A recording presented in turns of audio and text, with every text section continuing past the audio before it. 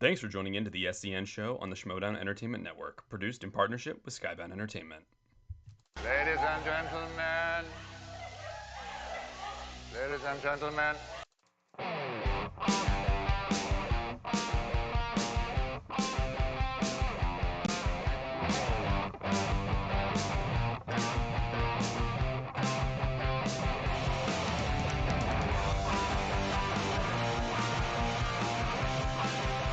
Hey everyone, welcome to another brand new episode of SEN Live here on this lovely Friday morning, afternoon, or evening, whenever you're listening to us. We appreciate it badly that you're joining us here today to have a little bit of fun for a couple of hours. Kind of turn off your life, turn off the world, hang out with us, have a little fun talking about all that's happening in the world of entertainment, movies, television, magazines, books, whatever the kids, video games, whatever the kids are into nowadays, TikTok, NBA Top Shot Pack. It's all here. We're talking about it all today here on SEN Live. So much to get into. I am the Outlaw John Rocha, sitting in for our brother Christian Harloff to host the show today. We got an awesome Friday crew hanging out with us, starting first with the lovely and talented Sabrina Ramirez. How are you, Sabrina? Hey, doing great. Have a lot of technical mishaps, as everybody on the panel has seen throughout this morning. But overall, feeling good. I got some concert tickets this morning. I got my first vaccine earlier this week, so stuff is looking up. Where are you going? What's your first concert? What is it? It's going to be Lucy Dacus. She's a female singer-songwriter. Absolutely love her. Respect. Ben Goddard, who's muted right now. Ben, talk to me about your life this morning, Ben Goddard. Sorry, I sneezed. I was like, oh, you probably never heard of her. She plays in random coffee shops at like small places in Silver Lake. She only plays the acoustic sitar with the flute attached, and it's awful. If anyone hasn't heard of the Boy Genius EP, definitely go check it out. Phoebe Bridgers, Lucy Dacus, Julian Baker. Good stuff. I'm a big fan of Phoebe Waller-Bridges. No, that's a different one. Sorry, my bad. I legitimately, John, I got confused when Phoebe Waller-Bridge got cast in Indiana Jones. I was like, wait, Phoebe Bridgers is acting now? What's going on? And to bring in all the comedy today for sure, and one of my favorite people on the planet, Brett Sheridan. How are you, bud? Hey. I'm good. So nobody can see us all in this little stadium view thing that somebody changed the view because I don't know. It's kind of fun. It's not. I don't know. It's like we're all. Did I mess that up for you? I couldn't stop laughing, so I had to change it because I put it back to large right now. We look like we're the rejects from the Hunger Games in that thing. Yeah, sure. Tributes. And Alex Marzoña hanging out with us today as well. How are you? Hello, I'm good. I'm feeling much like my Paddington tweet over here. It says, I'm looking forward to the weekend. Oh, Paddington. Nice and simple. Love it. When do we get a Paddington action movie? When's Paddington in the Expendables? That's what I want to see. I don't know. I mean, talking about Jurassic World and Fast and Furious crossing over, give me Paddington crossover with John Wick or something like that. Yeah. I want to see Paddington just sitting there eating some marmalade. John Wick is like kicking ass. Paddington and Spring Breaker is more like it. Oh, whoa! Gosh, that'd be fun. That's a little naughty. Somebody putting braids in Paddington's fur. I like it. Malcolm Schweitzer, how are you, bud? I'm doing okay. How are you today? Good to hear from you. I'm in the large grid. Am I allowed to keep things in the large grid, Malcolm? Am I okay to keep it that way? Oh yeah, everything's working fine, looking good. Awesome. Well, I'm still in stadium, so should I go to? I don't want to mess anything up. I go to grid, large grid, or just grid. Welcome to the world. Everything's perfect right now. Oh no, I mean I'm saying I'm gonna change out of stadium. Is that gonna mess you up? We lost. I think you're fine. Okay, let's see. Here we go, folks. Moment of truth. Boom. Snap we lost Ben. Nice. We lost Ben, but I'm sure he'll be back in a little bit. Thank you all so much for joining us again this morning. We're getting into so much of the entertainment news. A lot of stuff starting to pop off. Hey, if this was this time 2 years ago, we'd be ramping up for summer movie season like crazy.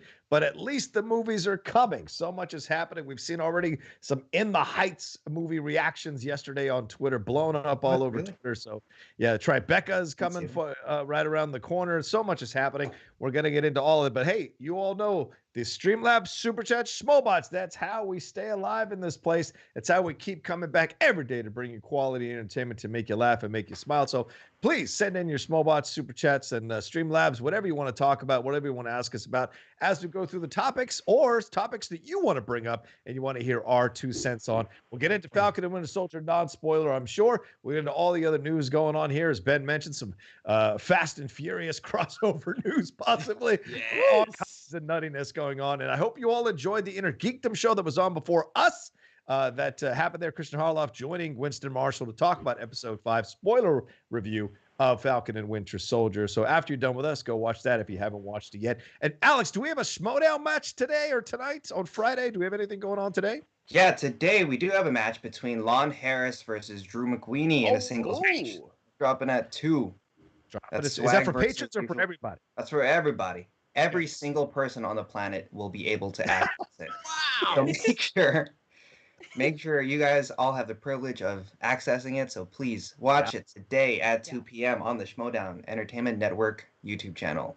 Let's see who wins. Is it the drip drip or is it the usual suspects? We'll see for sure. I mean, look, we tried to get McWeeny. We certainly lobbied for McWeeny onto the Finstock Exchange. We tried to convince him, hey, it would be a big splash, come back, be a heel, hang out with us.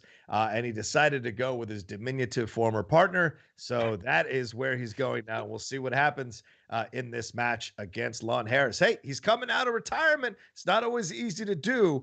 Some people can do it. Some people can't. We'll see if he can hang. And if Lon puts another feather in his cap as he starts to build up and kind of get people to be convinced of the possibilities of Lon as a singles player again. So we shall see. Dad Talks donated $20. Yo, what's up? A little something to help you stay alive and keep coming back. Happy Friday, all. Much love. Thank you so much. Thank you. Also, we have we have the Schmoedown free-for-all for next Saturday, so make sure you get your tickets on that as well. Fart Box donated $20. Please tell me you all saw the video of the guy tossing a bobcat across his front lawn after it attacked his wife.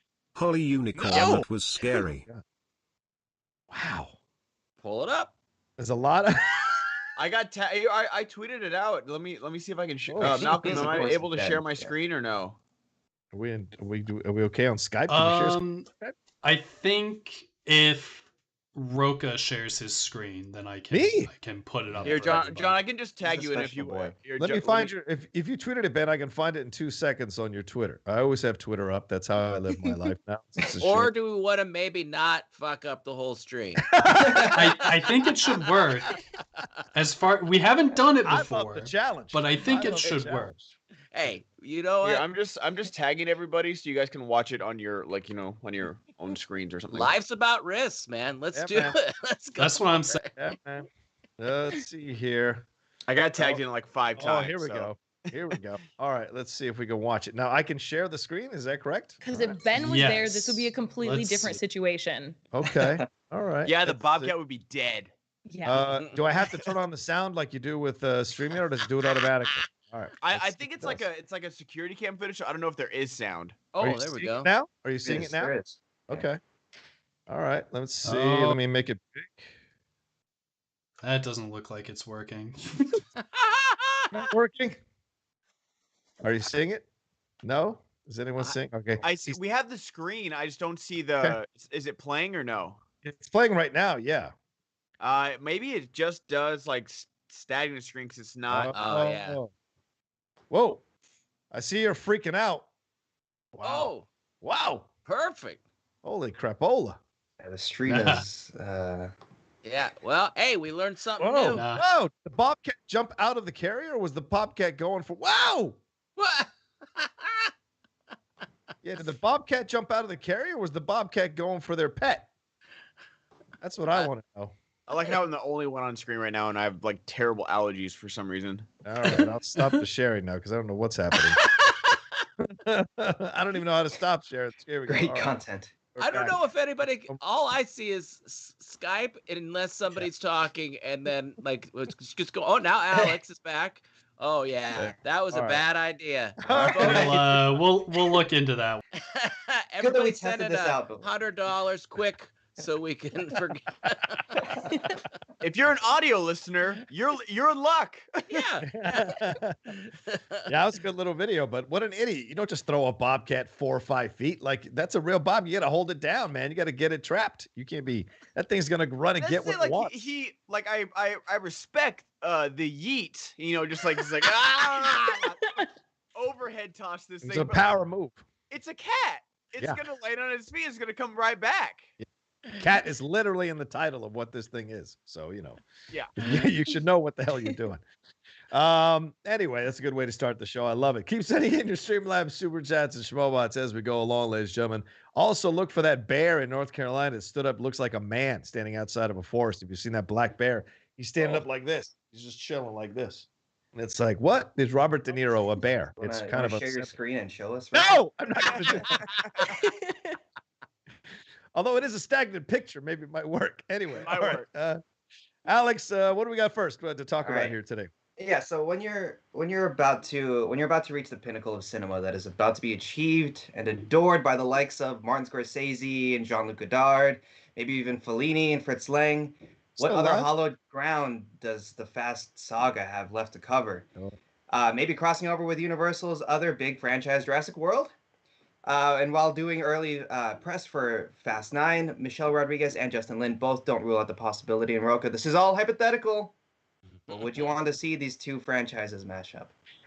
I heard something years ago, and I've kept it in my mind always. Just because you can doesn't mean you should. And so it's crossing over of Fast and Furious with Lost World. I mean, that would just sink both franchises at the same time.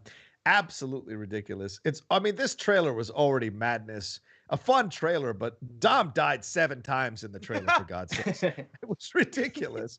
And it showed almost the whole movie. It was a 4-minute trailer. I thought it was the whole goddamn movie. So, but crossing it over with Jurassic World, it would elevate Jurassic World. I don't know what Fast 9 gains from this, to be honest with you, because the Jurassic saga has just been the law of diminishing returns all the way down the line. So this would help Jurassic World, but it would kind of maybe bring Fast 9, if you can bring it down a little bit. So it doesn't make any sense to me. Sabrina, does this sound right to you in any way, shape, or form? Absolutely not. If they make this, I will definitely watch it. But again, I don't recommend them going in that direction because Fast and Furious, I actually didn't watch the last trailer because I kind of assumed even from the last one that they put out that it just shows too much. And I want to go into this as blind as possible to just witness the madness and chaos of this next Fast and Furious movie. But I have not been a fan of the recent Jurassic Park films. I really, really like the original ones. Just the last 2 have not hit me. I am excited for the next one, but this crossover just makes no sense at all. I was actually really into the idea of a crossover for Men in Black and 21 Jump Street because that makes sense tonally, but this wouldn't. It would just be all over the place. Right. Brett Sheridan, any goal to be mined from this combo of franchises? Well, I got to tell you something. I don't know if you know about this joke coin called Dogecoin. It was at 0.009 when I bought it and then sold it at 5 cents for a $50 profit. Nice. This stupid son of a bitch just went up to 40 cents. So we're living in the upside down. So yes, this movie should definitely be made and it's going to make $1 billion. Wait, you sold your Dogecoin, Brett? Oh yeah, I wasn't good. But listen, I'm telling you what, I'm starting a business, Ben. Okay. You tell me what stock you want to short, I'll buy into it, and then it'll drop. So that's the business I'm starting. Anybody hit me up in my DMs, you want to short a stock, I'll buy shares of it. It'll go. Wow. I think GameStop just unfollowed. Yeah.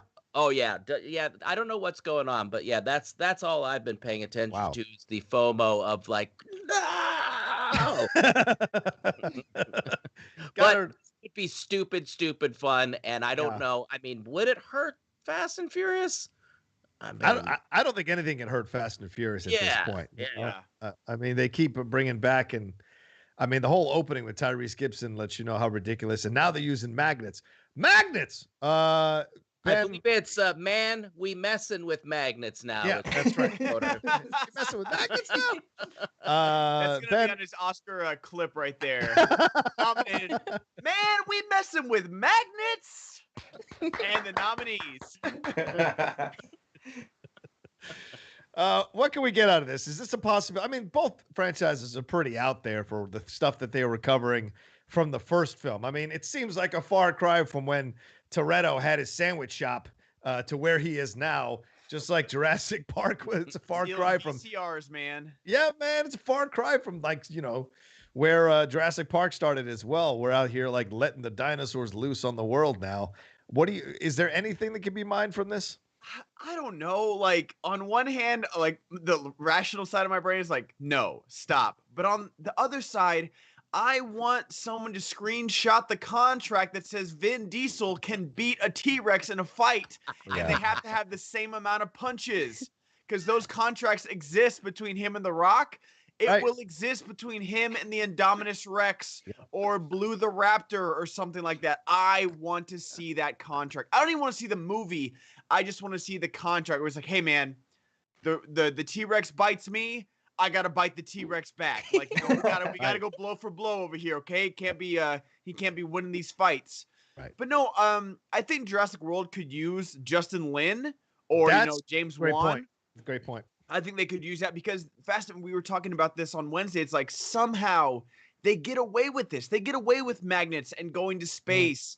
And, people that used to steal DVD, VCR combos are now like literally stopping cars with their bare hands. And, Bibbs tweeted out, it's like the best line in Fast and Furious is when Dom catches Letty. And she's like, how'd you know the car would break the fall? Cars don't break falls. They're made out of metal and glass. Like, they're not pillows. It's true. But yeah, I would honestly, I'd be all about this. If it doesn't happen, I'd be like, okay, probably for the best. But if you tell me Justin Lin is directing Jurassic World, fasten your seatbelts. If that's the 10th Fast and Furious, I am the first in line. Right. And like front and center in IMAX on opening night. Like, you can't tell me, everyone's sitting here saying, oh, no, you can't tell me you would not be waiting for the trailer and like dying to get a screener for this movie, either to rip it apart or to just love it. Yeah. Alex, is there a possibility that we have a scene in our future where these helicopters are bringing in all the Fast and Furious characters with their cars, dropping them on Isla Nublar, and then it's just all hands on deck with these dinosaurs versus the Fast and Furious crew? Am I wrong to think, like, I just got the vision of that and I'm like, I could see that working. I actually could see that working. It's madness. What do you think, Alex? Well, I mean, after Dominion, aren't the dinosaurs all over the world already? $20. True. Wow, if that happens, boy oh boy, imagine how many physics experts and archaeologists they could anger quickly for a common thing. Pretty funny. Well, like, Alex brings up such a great point. Dildo Baggins Who donated better $20. to recapture dinos? Hello people, hope you all are well. Can we get Rocha or Sabrina's Oscar-winning moments like how y'all did it 2 days ago? Brett, that great Hallmark actor acting was great. Alex and Ben, the cinematography on that was great. Thanks people, have a blessed day. Yeah, let's set that goal at 500. You'll get Rocha and Sabrina's Best Actor. Did you guys see what we did on Wednesday? I saw the video, but what was the Cinema premise? donated It's like $20. like how what I was just saying with Tyrese, like This like news nominated for Best story Actor, they'll show reminds the me clip, of the video game like, Cadillacs clip from and the movie. It'll be that, Dinosaurs. and like we'll come Look up it with a scenario for your Best Actor Oscar. Perfect. All right. But like Let's Alex, do it. that's such a good point. Like, who better to recapture the dinos than the Fast and Furious team? Yep. I don't want to see Chris Pratt and Bryce Dallas Howard anymore. Yeah, I Give agree. me Vin Diesel and Lucas Black and Han and all these guys like drifting like like Tokyo drifting a raptor as they're trying to run down the streets of Tokyo. That'd be amazing. And then Han just throwing in random nuts into his mouth to eat while it's all happening. It's perfect. Yeah, you said Lucas Black. I think Ben Bateman just woke up. All right, Alex, what did you What? You know Anything you more want to to hear Vin add? Diesel say "clever girl." You know you want to hear it. I don't. I actually do not. I have a beef with Vin Diesel where I really, really enjoy him in some stuff, but like, I don't know. I want to see him do something different. I love him in Fast and the Furious, but like when it comes to stuff like Bloodshot, I just thought that was like miscast. I thought that was like the first thing that went wrong with that film. Overall, like I kind of enjoyed it though. Sabrina, he can't do anything else. That's the problem. He tried to do other things.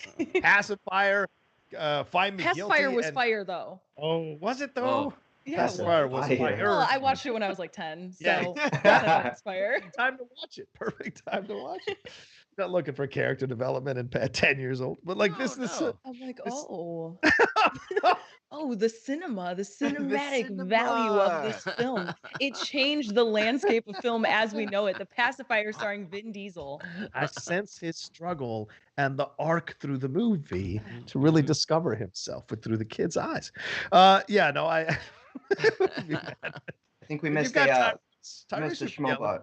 Right, Mr. Schmobot from Cinemar, who donated $20. Morning, all. This news story reminds me of the video game Cadillacs and Dinosaurs. Look it up.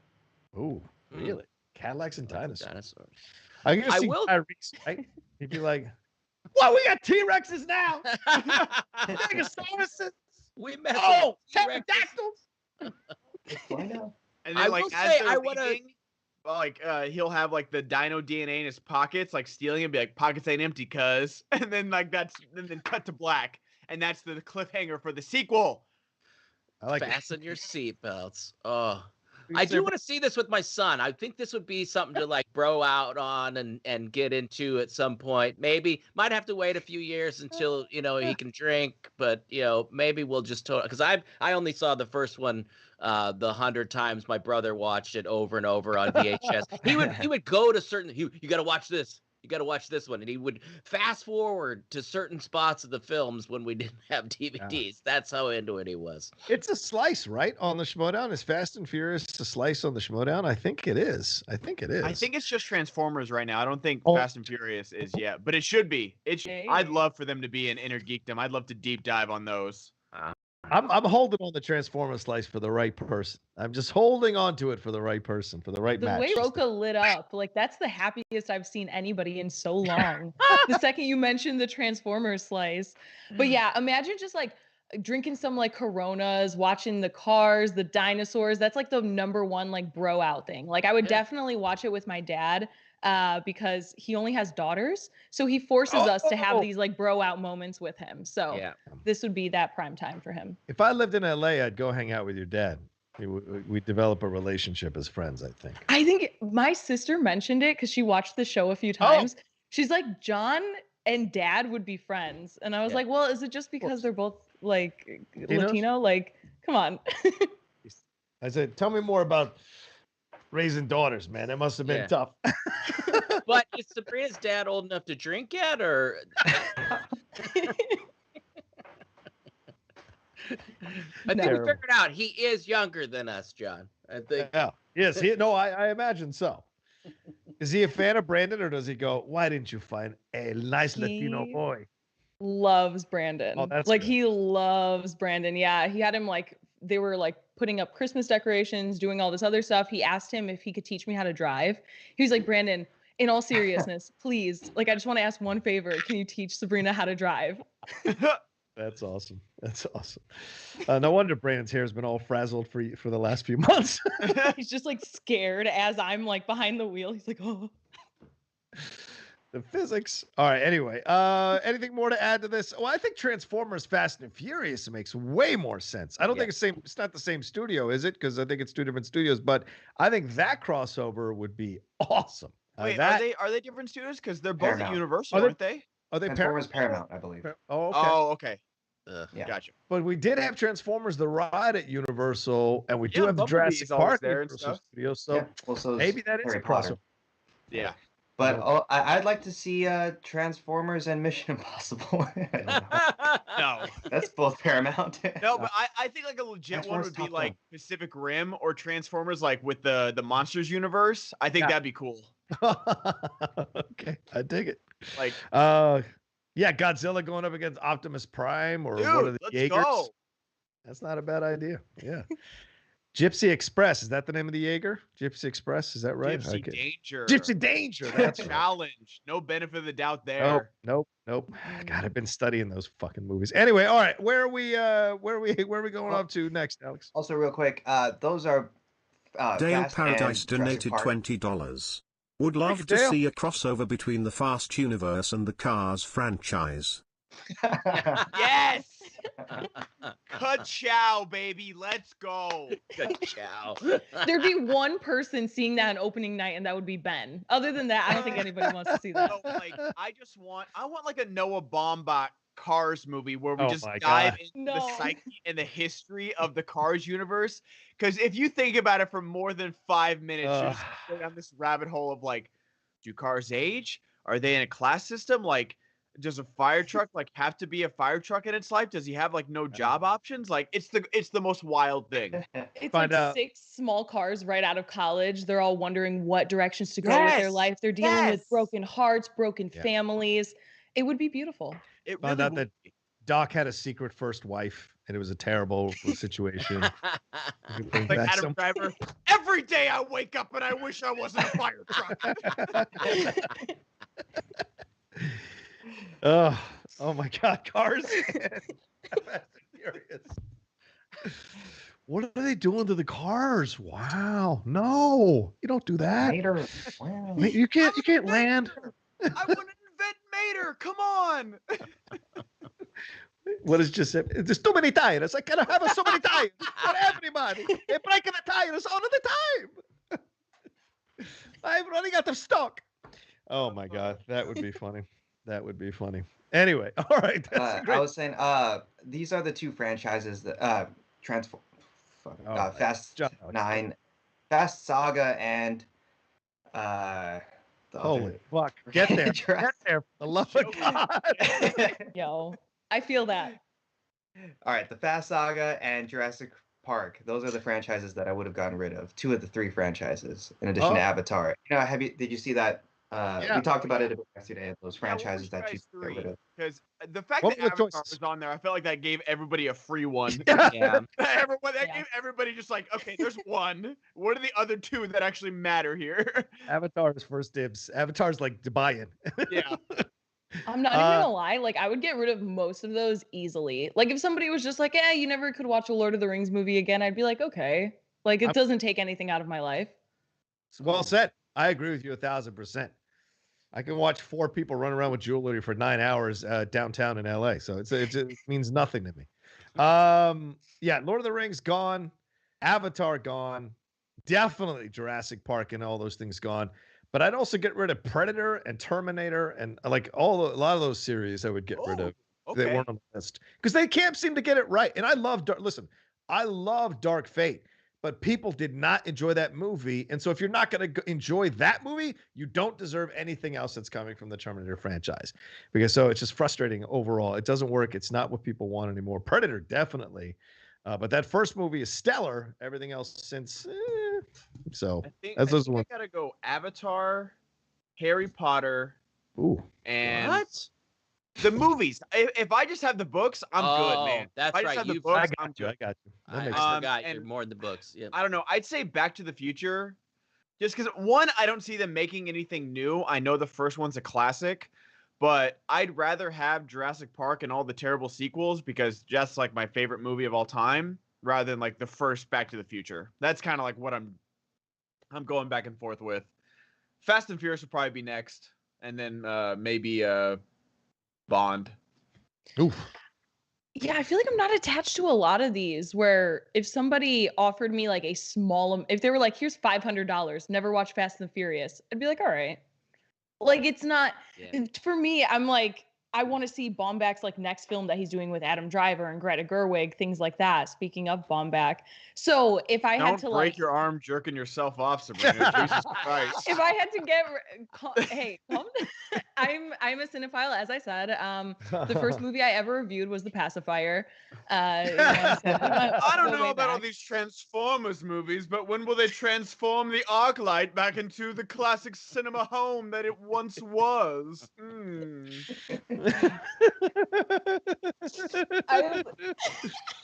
Oh my God. Suicide Squad won an Oscar. Just remember that. Suicide Squad. What about you, Brett? What would you get rid of, man?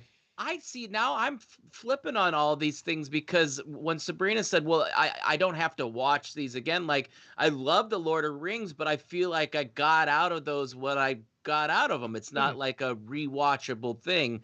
So that one maybe I'd take out. Star Treks, I'm not really, into them so much. And then, I think Avatar shouldn't even be on the, it's one give me more before you have to do that. And the Fast and the Furious, maybe I'll get into these someday, but I'm not, I feel like we're gonna shit on all these Avatar movies, and then they're gonna come out and still make like $2 billion. Oh, of course, right? Oh, yeah. What do you, Alex? What would you get rid of? Yeah, Avatar, Fast, and Jurassic World. Straight up movies. Yeah, straight up.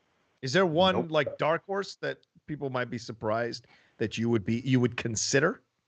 I think what Ben said about Back to the Future, it has that one perfect movie, but then the other two are also very good, but then there's nothing else in the future coming in the future.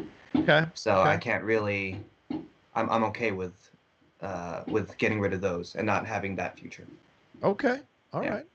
If that's how you feel, if that's where you're at. Anthony Perez donated $20. Hey, Friday crew. I'm astounded Fast and the Furious and Olive Garden never did any cross-promotion blows my mind. Dom is all about family, and at Olive Garden when you're here, you're family. Oh my God. Yes. That would be brilliant. Give me some more. God. Bring me the breadsticks. Bring me the breadsticks. We just bashed some franchises for a little bit. Brett, what if some people who have connected those franchises are listening to us and need to maybe calm down a little bit, kind of recenter themselves? What can they do, my man? They're in luck because this podcast is sponsored by BetterHelp. So is there something interfering with your happiness or preventing you from achieving your goals, like trying to figure out which one of these franchises you want to get rid of on your list? I mean, it's nerve-wracking. There's a lot going on today. So BetterHelp will help you access what you need and match you with your own licensed professional therapist. You can start communicating in under 48 hours. It's not a crisis line. It's not a self-help line. It's a professional counseling done securely online. There's a broad range of expertise available, which may not locally be available in many areas. This service is available to clients worldwide. You can log into your account anytime and send a message to your counselor. You get timely, thoughtful responses, plus you can schedule weekly video and phone sessions, so you won't ever have to sit in an uncomfortable waiting room as with traditional therapy. BetterHelp is committed to facilitating great therapeutic matches so they can make it easy and free to change counselors if needed. You got to dial these in. Some counselors aren't pushing you. You need to find somebody that will help you out. It's more affordable than traditional online counseling, and financial aid is available. BetterHelp wants you to start living a happier life today. So what I need you to do is visit betterhelp.com/SEN. That's better, HELP, and join over 1 million people who have taken charge of their mental health and help of the experienced professionals. So many people are using BetterHelp. They're actually recruiting additional counselors in 50 states. So the special offer for SEN Live listeners is 10% off your first month at betterhelp.com/SEN Live. Go get some help, people. Boom. Boom. Respect. Thank you very much, Brett. That's awesome. Yeah, we all have our things we need to kind of process and get through. So it's nice to know that there are organizations or companies out there to help people do that. So positive stuff. So maybe those people who are trying to figure out how do we connect Fast and the Furious with Jurassic World? Yes. I need to figure that out. I'm going to go use BetterHelp, and that'll clear up any mental blockages I have of trying to make that happen. And I think with this, it's like easier, with, therapy sessions than like telling a counselor, in front of their face that you don't want to use them anymore. This is easier to kind of bounce around and find somebody and dial it in. That was the biggest thing for me, was breaking up with my therapist. Sorry, that's not you, it's me. Right. It's not working out, and there's nothing wrong with that. Yeah. And your therapist is like, I know it is. I know it's you. Don't worry. Don't worry. I've already evaluated that. I saw this day coming. So. Yeah. All right, where are we off to now, Alex? And hopefully Sabrina. Oh, there she is. Okay, good. Yep. would you like to talk about last night's episode of Falcon and the Winter Soldier, episode 5? All right, let's do it. Let's give some non-spoiler thoughts on the episode that premiered last night, this morning. Rocha, what do you think? I have to say, this is my favorite episode of the series. And I know other people have said that about different episodes throughout the season. But for me, this one, except for one scene, overall, I thought this was really, really good.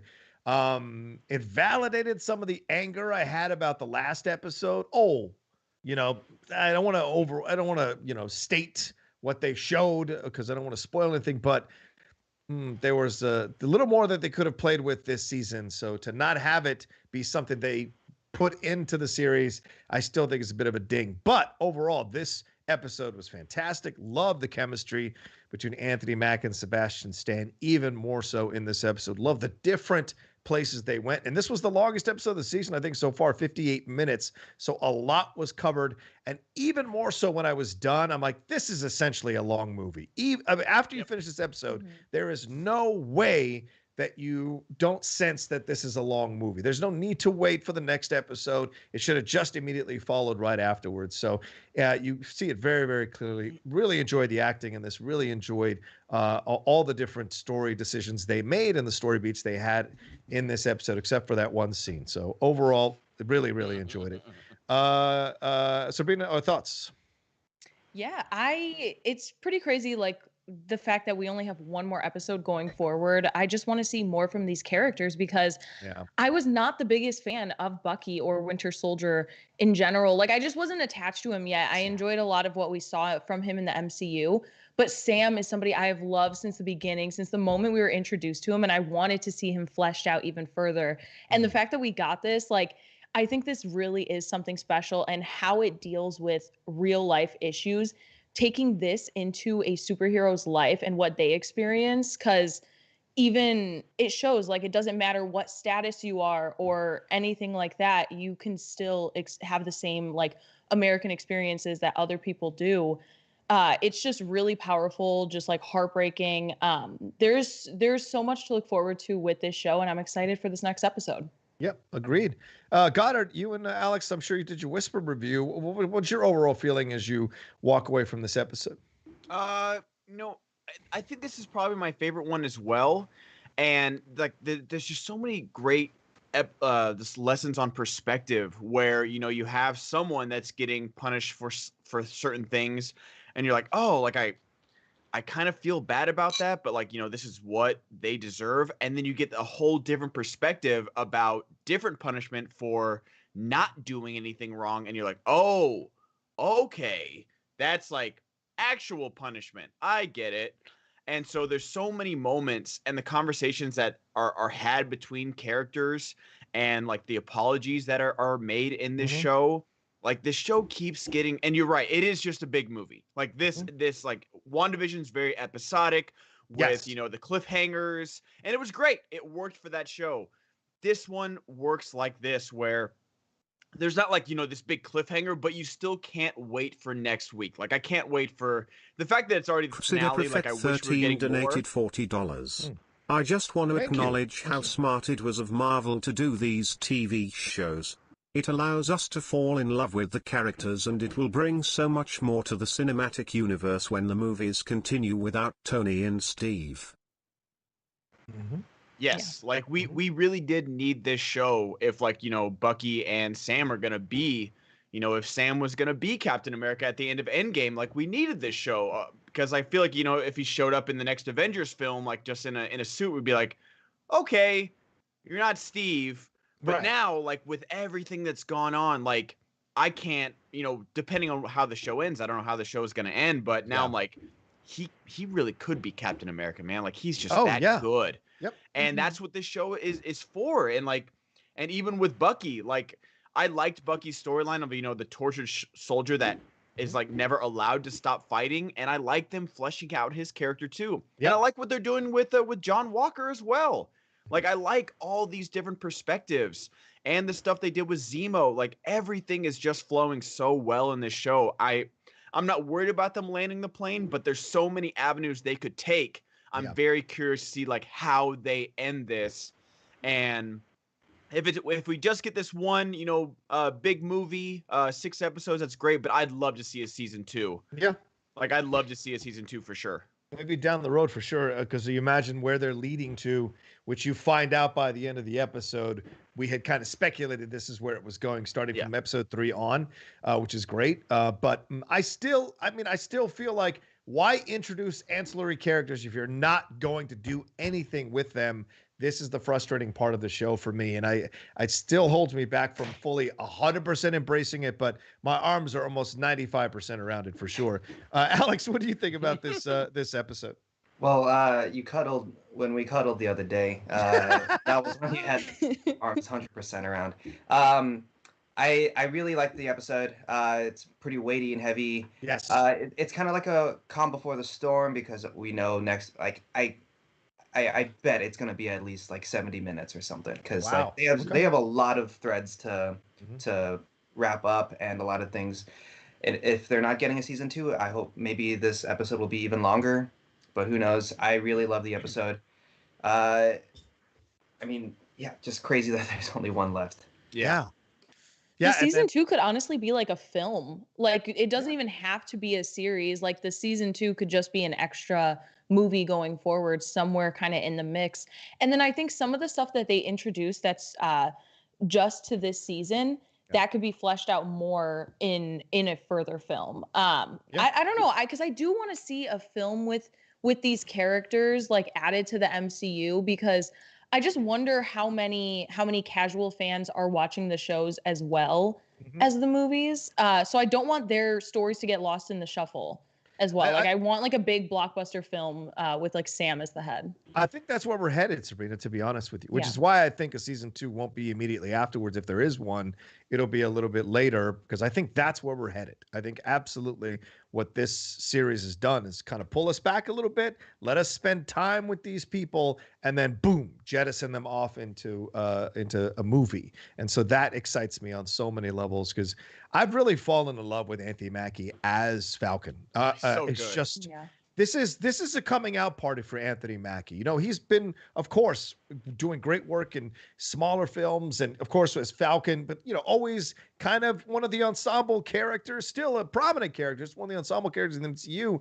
But it has really been this series that has shown you how Anthony Mackie has matured as an actor, matured as a man, as a performer, and into this character, so that when the moment's going to happen, we embrace it even more strongly. So I'm looking forward to see what he does outside of the MCU, what new roles he'll start to get offered out in other projects. Maybe an Academy Award is a very, very real possibility for Anthony Mackie down the road, And one more thing, and maybe this is a little bit of a spoiler, but we've already seen him. Carl Lumbly stole this episode. My God.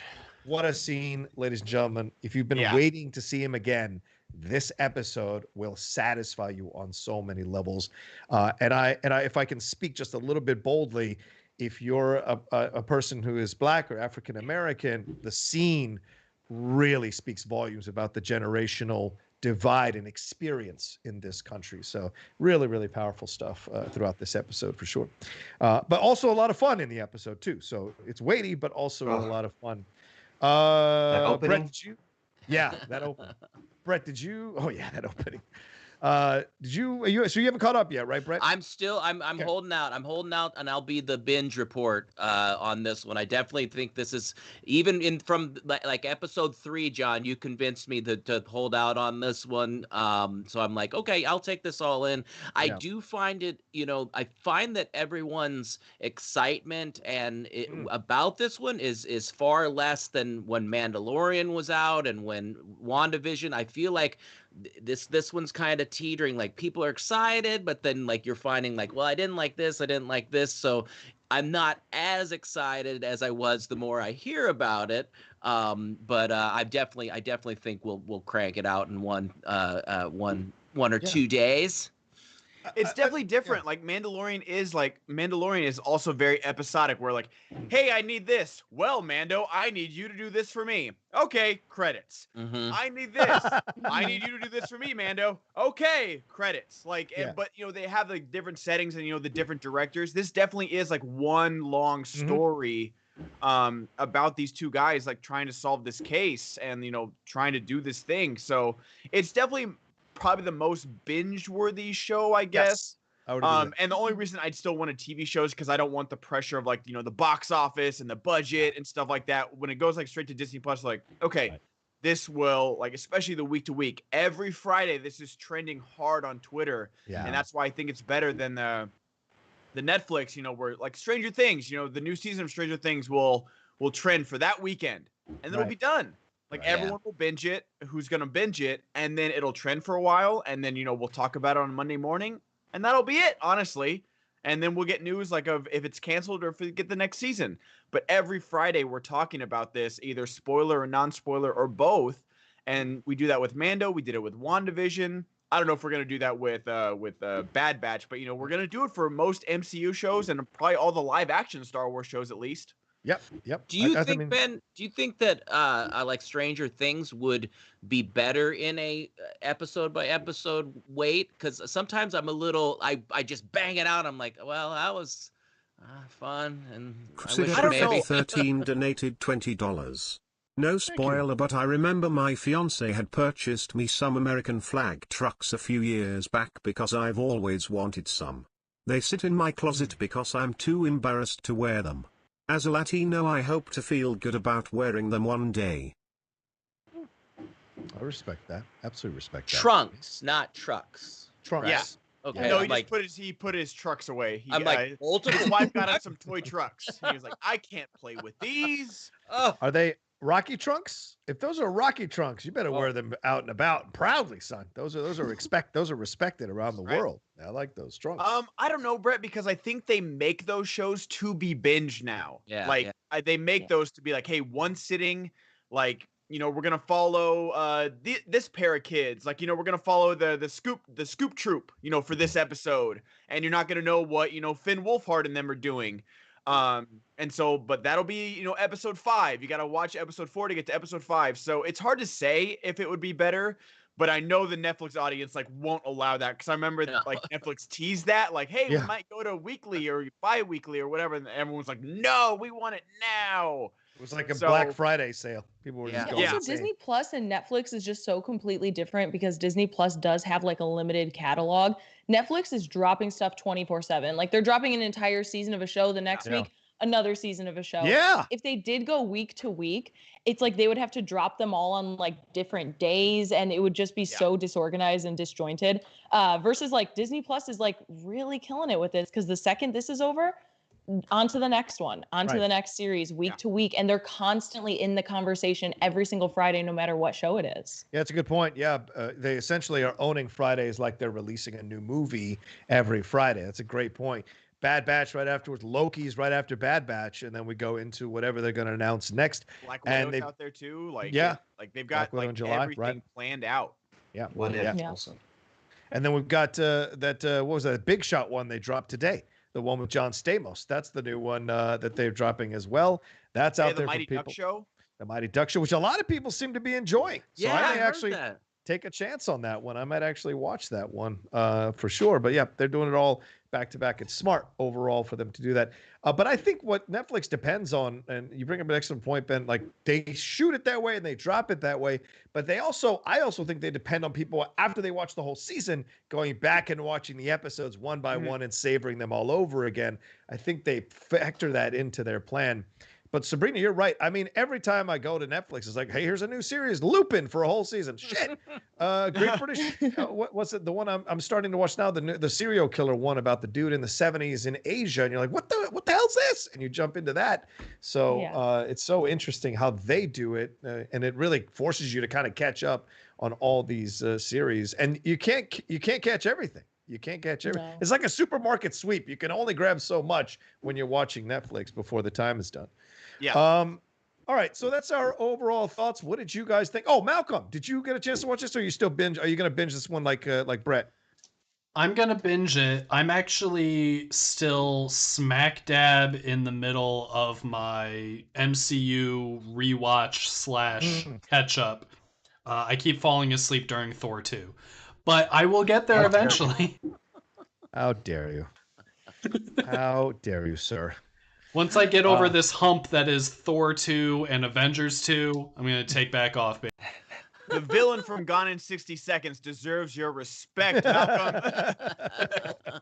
That's a Doctor Who, son. That's a Doctor Who you're falling asleep Eccleston, on. right? That's his yeah. name? Eccleston. And Adabisi, I think, plays the other. He does. I think, yeah. The villain from Mummy 2. I will never be able to say his name, so I hope the Schmoedown can accept Adabisi. I think that should be allowed for him. I think that should be allowed as an answer. All right, well, there's our overall non-spoiler thoughts on Falcon and Winter Soldier. If they clip this out, please like this episode, subscribe to SCHMOEDOWN Entertainment Network for all the stuff we got going on here, and leave a comment down below and share the video on your social media as well. Thank you so much. I just realized, Adabisi is not even part of his actual name. It's his Oz character. That's what I'm saying. Yeah. So just let you say Adabisi, I think. Okay. I get you. And the only thing I remember about Oz is just like him and J.K. Simmons like staring each other down from the cell, and he's like got his headphones in his underwear, and he's like, just like staring at J.K. Simmons. I was like, that's a move right there. That show, rough watch sometimes, but a damn good show. Yeah. I really binged that like right after I graduated college. Wow. Like, I don't know why it was that one that I chose to binge, not like Sopranos or any other kind of show. I think I watched up until the riot, and then I never picked it back up after the riot. Jason Priestley was great on that show. The arc he had was fucking fantastic. All right. And Catherine Irby, if you're Law and Order or Criminal Intent, she's fucking scary as hell on that show on Oz. Yes, she is. All right, let's what do we got next here, Alex? And please keep sending in Streamlabs Super Chat small bots. We haven't hit $300 yet. Please help us hit 300 at least by the end of the first hour and march us towards 500. We'll do those best actor acceptance speeches at 500. So please send in your contribution, send in your support for us here on the channel. All right, what do we got, Alex? All right, so Pete Davidson will portray the titular star in the biopic I Slept with Joey Ramone. Davidson will also write, with big-time adolescence director Jason Orley directing and co-writing the movie at Netflix. Rocha, are you interested in seeing Davidson play Joey Ramone? Look, it's not me you got to go to on this. Sabrina, go. Sabrina, go. 100%. Holy crap. I feel like, honestly, Pete Davidson was made for a role like this. He was in the dirt. He didn't play any of the band members. He played, I think, like their manager or something like that. Oh, yeah. But I feel like he's the perfect person to play a rock star kind of at their prime. I love that the family is behind this. They have their blessing for this biopic. Sometimes that's not the case, but then we know we can get all these details and kind of portray this story in a specific way that will do Joey Ramone's legacy justice. So that's also really great as a Ramones fan to get that. But also the fact that he's teaming up with a big-time adolescence writer and director. That film was so slept on. I think this is finally the first time people are going to see Pete Davidson play a role where he's not necessarily just Pete Davidson. And that's really exciting as a fan of his. Okay. All right.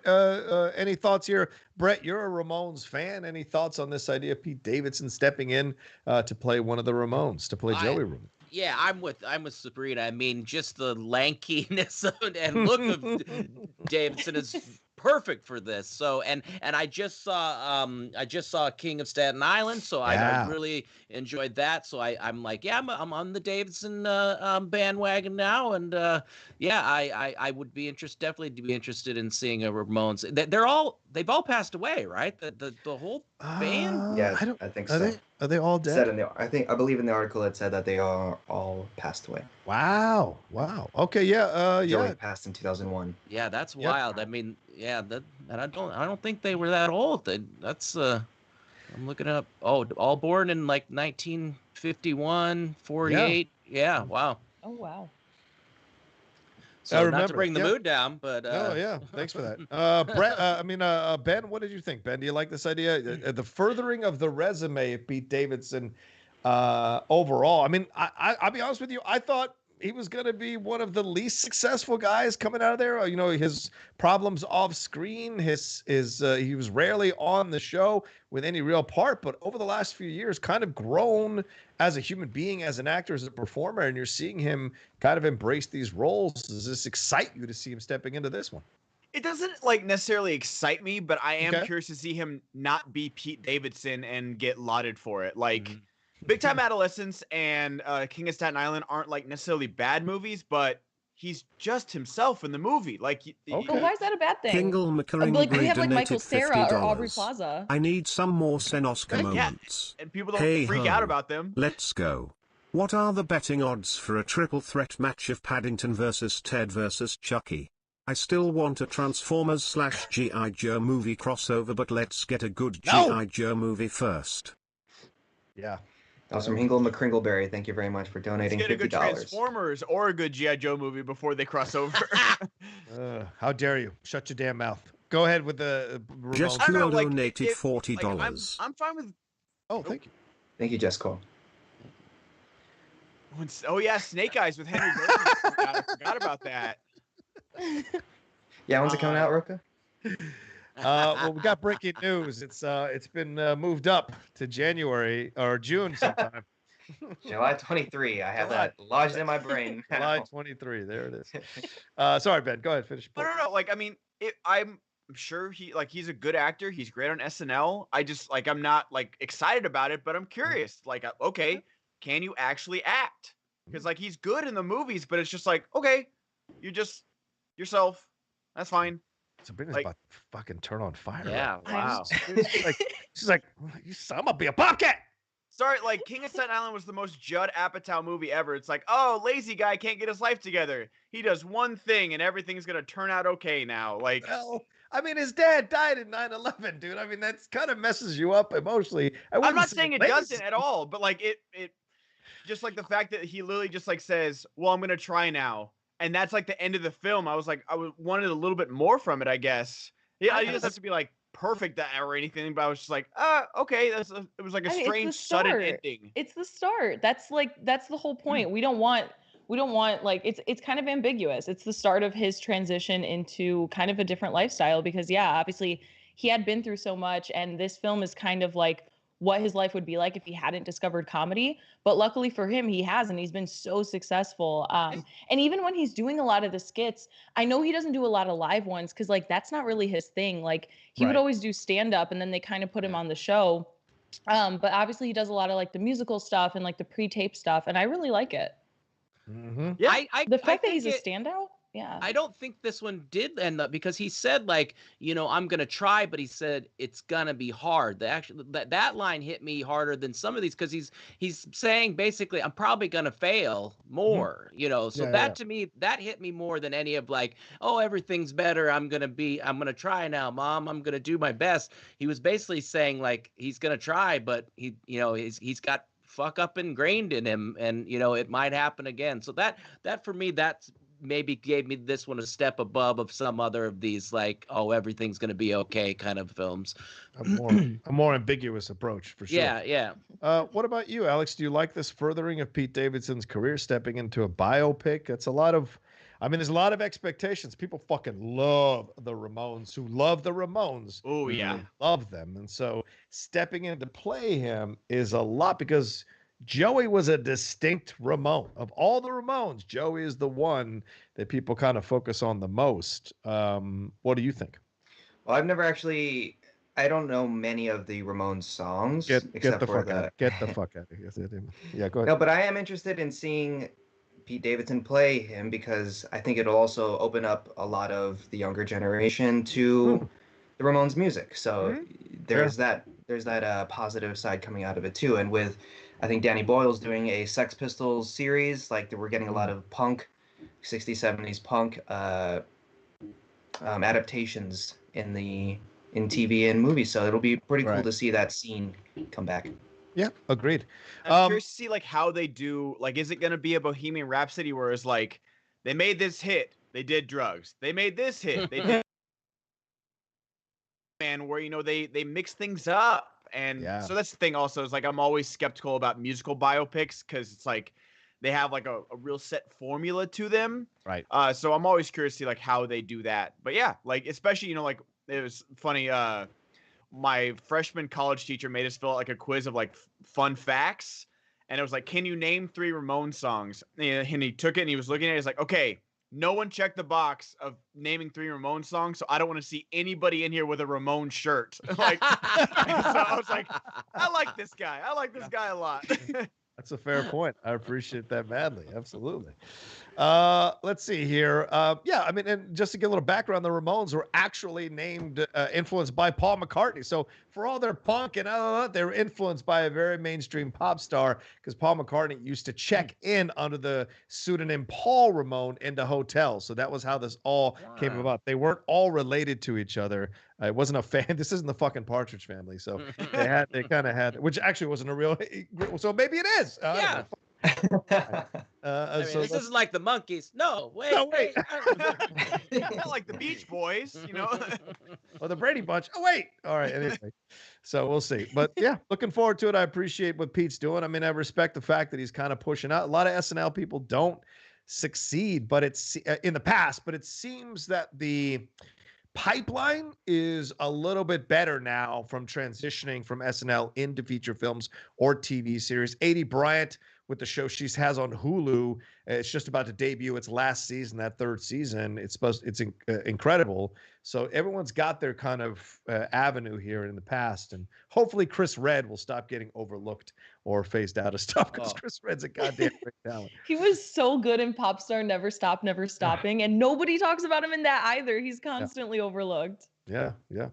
All right, where are we off to next, Alex? And please keep sending in Streamlabs Super Chats. We'll just cross the 300 mark. Let's get to 500 as soon as possible so we can do these best actor speeches. And maybe we get to 750 even by the end of the show. We'll have something to hit there, to do a goal for when we get to 750. So, Alex, what do you got?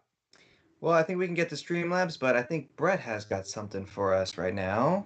I sure do, Alex. Alex, are you itching to get back to what you love? Me Yes, too. I can't wait. I'm actually legit going to my my little niece's baptism in May, and it's going to be the first trip I've taken in a long time. And I want to make sure when I head to the airport, my experience is fast, safe, and easy as possible. And that's why I'm excited to talk about Clear today. Clear is a secure identity platform that creates frictionless journeys to airports and beyond. Move faster through airport security and feel confident returning to who, where, and what you love. With Clear, all you need is you. After a quick one-time enrollment with your government-issued ID, you can just use your face and eyes for safer, touchless entry to airports, stadiums, and more. Create an online account before going to the airport, and once you get there, a friendly ambassador helps you finish the process, and you can use Clear immediately. Join over 5.5 million people who are already using Clear. Once you become a member, you can use Clear for faster, touchless, seamless entry across Clear's network of airports, stadiums, arenas, concert spaces, offices, restaurants, and so much more. This is going to be the thing, people. Nobody wants to touch anything anymore. All right? Clear members can add up to 3 friends or family members to their account for a discounted rate. And even better, kids under 18 can tag along for free. All right, so Clear is the absolute best way to get back to what you love. They have locations in over 35 airports across the country, making it safer, easier, and faster to reunite with the loved ones or take that much-needed vacation. I know I need one. It works great with pre-check, too. So right now, for a limited time, you can get your first 2 months of Clear for free. That's right, free. Go to clearme.com/SENLive and use code SENLive. That's CLEARME.com/SENLive. Code, SENLive for your first 2 months of Clear for free. One more time, clearme.com/SENLive. Code SENLive. Go do it. Get yourself in the clear. Nice. Very well done. This just came over the wire. I'll get your Snake thoughts. Snake Eyes has been moved. Son of a bitch, Brett. 2025. It is now coming out in 2025. No, I'm joking. A digital home just sold for $500,000 in the latest NFT sale. Ironically, this is a digital home that Brett had bought for $50. It is now sold for $500,000. It is understood to be the most expensive game of The Sims ever played. A digital home set within a Mars-like landscape, 360,000 pounds or $500,000 or 288 ether a cryptocurrency in the latest purchase. It is designed by Toronto artist Krista Kim with the help of an architect and video game software. The new owner of the 3D digital file, it's just a file, will be able to explore the open plan mansion's rooms using virtual reality or in the future augmented reality, where digital elements added to a view of the real world. Super Rare, a marketplace for non-fungible token NFTs, said it was the first NFT digital house in the world. What the fuck is going on? Dude, I have some of what's called, it's part of Decentraland. I have some mana. I hope this is attached to that because that went up from $1 to $1.25. I don't have a ton of it, but it's crazy, crazy shit. People buying digital land in a digital world with digital money. The NFT thing, I feel like this is going to be the Bitcoin or the thing that makes the whole world broke. Yeah, someone tweeted out. Someone tweeted out like that people mining for Bitcoin has like completely erased all of the stuff we've been like doing with like green energy. Yeah, I'm just ignoring him. I don't. No. Oh, here it is. There it is. Speaking of NFTs, Mark NFT Ellis, digital comedians. Mark Ellis, how are you, man? Oof. All right. Have you selected your mic? You're a year muted, and a half Mark. into it. Mark's still muted on Zoom. Skype. I don't think. Oh. What? Try again. Nope. How about now? All right. Oh. Wait. Try waiting. There. I think you said wait. I heard you say wait. I am going to murder the Wangers, and I'll tell you why. Because when we were playing Wii Golf back at the beginning of the pandemic, they had me download this ManyCam app.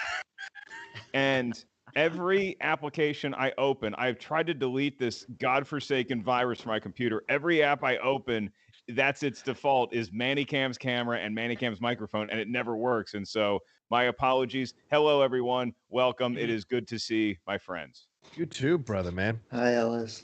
We were just talking about an NFT that just sold a virtual house, $500,000. Mark, why can't you get us into the string for that? For God's sakes! Look, I feel like I've done enough for this community with my stumping of Top Shot. I enjoyed our text thread yesterday. By the way, we got to get everybody involved on this. It is very fun when new packs drop. But look, here is the thing that I'm not sure if you all have covered already, but I have thoughts on Fast and Furious and why they should not go to Jurassic Park, but they should go somewhere else. Are you ready for this? Are you ready for your minds to be blown? Hell yeah. Oh, yeah. Okay. First of all, was anybody, just so I can test the room, was anybody else on board with the Men in Black and 21 Jump Street crossover? Yes. Sure. That's what I said. Okay. I thought that was a great idea, and I was all on board for it. So here's where Fast and Furious should go next. Don't go to something crazy quite yet. First of all, there's no reason Nicolas Cage should not be in this series.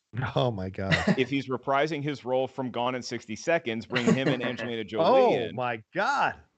Okay. Now we have them established. And then if you want to get a little crazy with it, you want to get a little wacky, we're going to have to strike some deals with 20th Century Fox to help out a wounded franchises, which would be Alien and Predator. Wow. So you want to throw in Alien, Predator, Nicolas Cage, Gone in 60 Seconds, Jurassic Park, and Fast and Furious all into one universe. Get Jurassic Park out of there. We do not need Jurassic Park. Okay. Sorry. But if there's this mysterious force that is hurting villagers in Colombia that ends up being Predator, instead of calling in an old Arnold Schwarzenegger, just call in Dom and his team, and then they can battle Predator. And then at the end of that movie, they find like an alien skull in the ship, and they're like, "Oh my God!" Then they go to outer space, and then there. I just wrote the next 5 movies. You're welcome. Great. That's fantastic. Someone suggested, one of our fans suggested, a crossover with Fast and Furious and the Cars movies. So is there room for the Cars movies in this new universe you've created?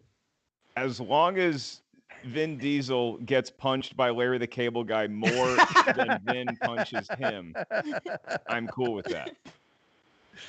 I just want to see Dom jumping into Lightning McQueen and Lightning McQueen going, "Oh, no, you don't. Oh, no, you don't.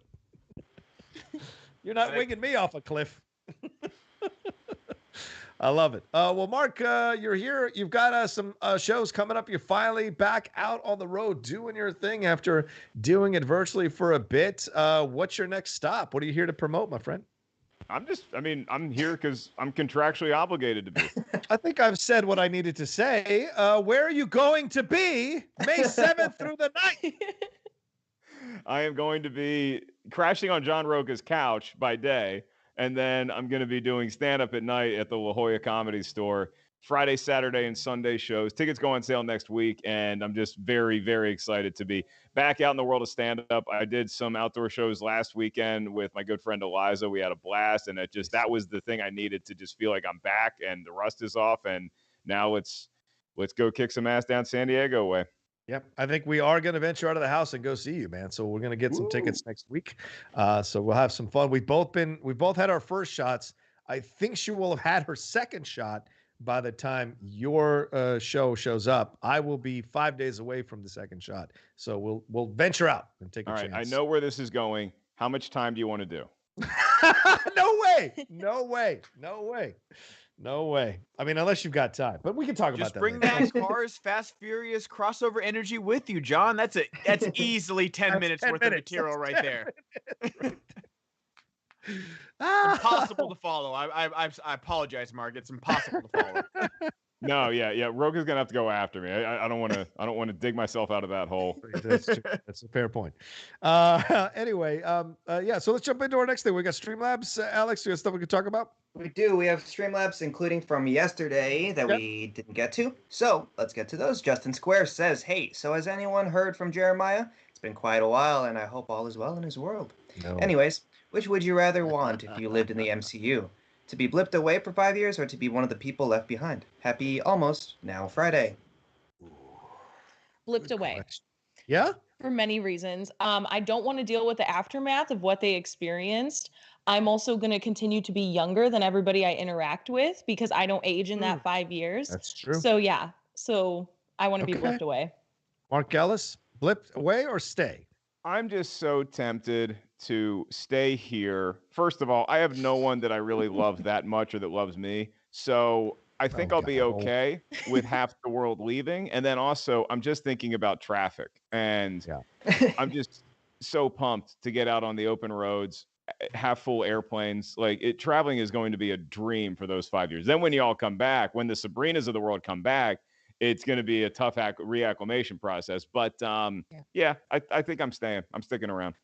I just would love the reality show that Mark Ellis would launch because half the comedians are gone and they've paved the way for Mark Ellis to become a world famous comedian on the Kevin Hart level, making that kind of money. And then all of a sudden everybody comes back. What's that reaction like? I want to be doing that. You also have a great out with any comedy club owner as to why you didn't sell the club out.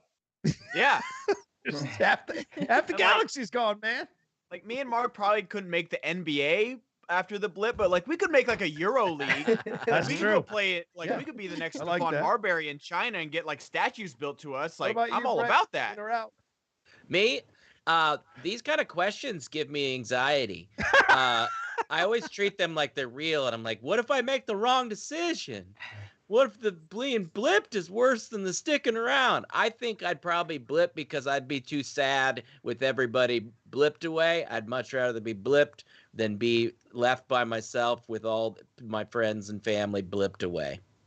Imagine the FOMO, though, if you're blipped away, right? The FOMO is off the charts, Alex. I would imagine, I'd have a trouble I'd rather stay. I'm with Ellis. I'd rather stay. You don't feel it. You don't feel the 5 years in the blip. It feels No, but then you come back, and you're like, wow, I missed the premiere of Snake Eyes. That sucks. I waited fucking thing to come out, and I missed the whole keeps on giving. I'd rather stay just because, that kid in Spider-Man Far From Home, he got glowed up. So I feel like that could be me. I could work on myself, work on my personal problems, work on my music, all my skills and talents, and that would be beneficial time for me, Yeah. And what's her face from Unbelievable? She'd be available, right? At that point, you imagine her boyfriend. Yeah, her boyfriend might have got blipped. Yeah, so Alex could slide on in on that, right? Oh, yeah. Alex, Hit me up, Kate. Malcolm, what about you? Hit her up. You probably have to hit her up. Yeah, Malcolm, what do you got? I was gonna say blipped away, but the prospect of women just losing all their boyfriends all at once. I might want to stay too. Rent would go down in LA, I feel like, because there'd be so many more like vacant apartments. Oh, good Like point. that's another plus. So I feel like any married couple, before they're asked this question, they need the precursor as to whether their spouse also goes with them. Wow. Yeah. Because I think that most married couples would probably enjoy a 5-year vacation from each other. I asked Brandon what he would do. I was just like, what if I got blipped? Because we were watching it and I was just like, it'd be crazy. Like, what if I came back? So he said he wouldn't date anybody in the 5 years. Bull fucking he's shit. lying. Yeah, he's lying. Bull fucking shit. Bull fucking shit. Probably date your best friend while you're blipped away. I will say, as Brandon's publicist, I will say Brandon gave the right answer. Yeah, it's true. He did give the right answer. Yeah. What about you, Goddard? What do you say? In or out? Did you say already? I don't know. It would be. It's definitely a tough decision. I think I'd probably stick around because I think I would like to see the world at half capacity. No lines, whales in the harbor. Let's go. Like Disneyland Fast Pass, you wouldn't even need it. Like just walk straight up, dude. Like I'd be riding in Credit Coaster. You just stay on. You don't even need to get off and walk around. You just stay on in Credit Coaster and just ride it. That'd be great. Here's a question for you, Mark Ellis. What if Christian Harloff is blipped away? What does the Schmoedown look like under your control for 5 years? I wonder. It's a little quieter. And there's probably going to be some really awful storylines in there. There are two slices: 80s action and Van Halen scores and soundtracks. That is the new Schmoedown for the next 5 years. I think that either Christian or myself could survive without the other person for a few seasons of Schmoedown. We cannot. If the writers get blipped away, we're screwed. Good point. What if half the writing staff, right? What if half the Schmoedown got blipped away? Hey, there's some competitors and managers I would not mind getting blipped away. Right here. How dare you? It shall remain nameless. All right, interesting stuff. I like it. At $800, Mark will reveal who he'd want to be blipped away. That's fair. That's fair. $800. Mark will reveal what manager or competitor he would have blipped away for 5 years. Come on, people, contribute. I have a list. I have a list on my wall like Steve Buscemi and Billy Madison. All right, what do we got next, Alex? Justin Square also says, "Oh, hey, and Steph, Google it." Thank you. We will. We'll pass that along. That's fair. Inappropriate Gated says, based on his voice, Malcolm 1 has shoulder-length hair. 2 wears contact lenses. 3 likes malt liquor, preferably Colt 45. 4 has a Vespa. 5 secretly goes line dancing at country western bars. How did I do? Malcolm?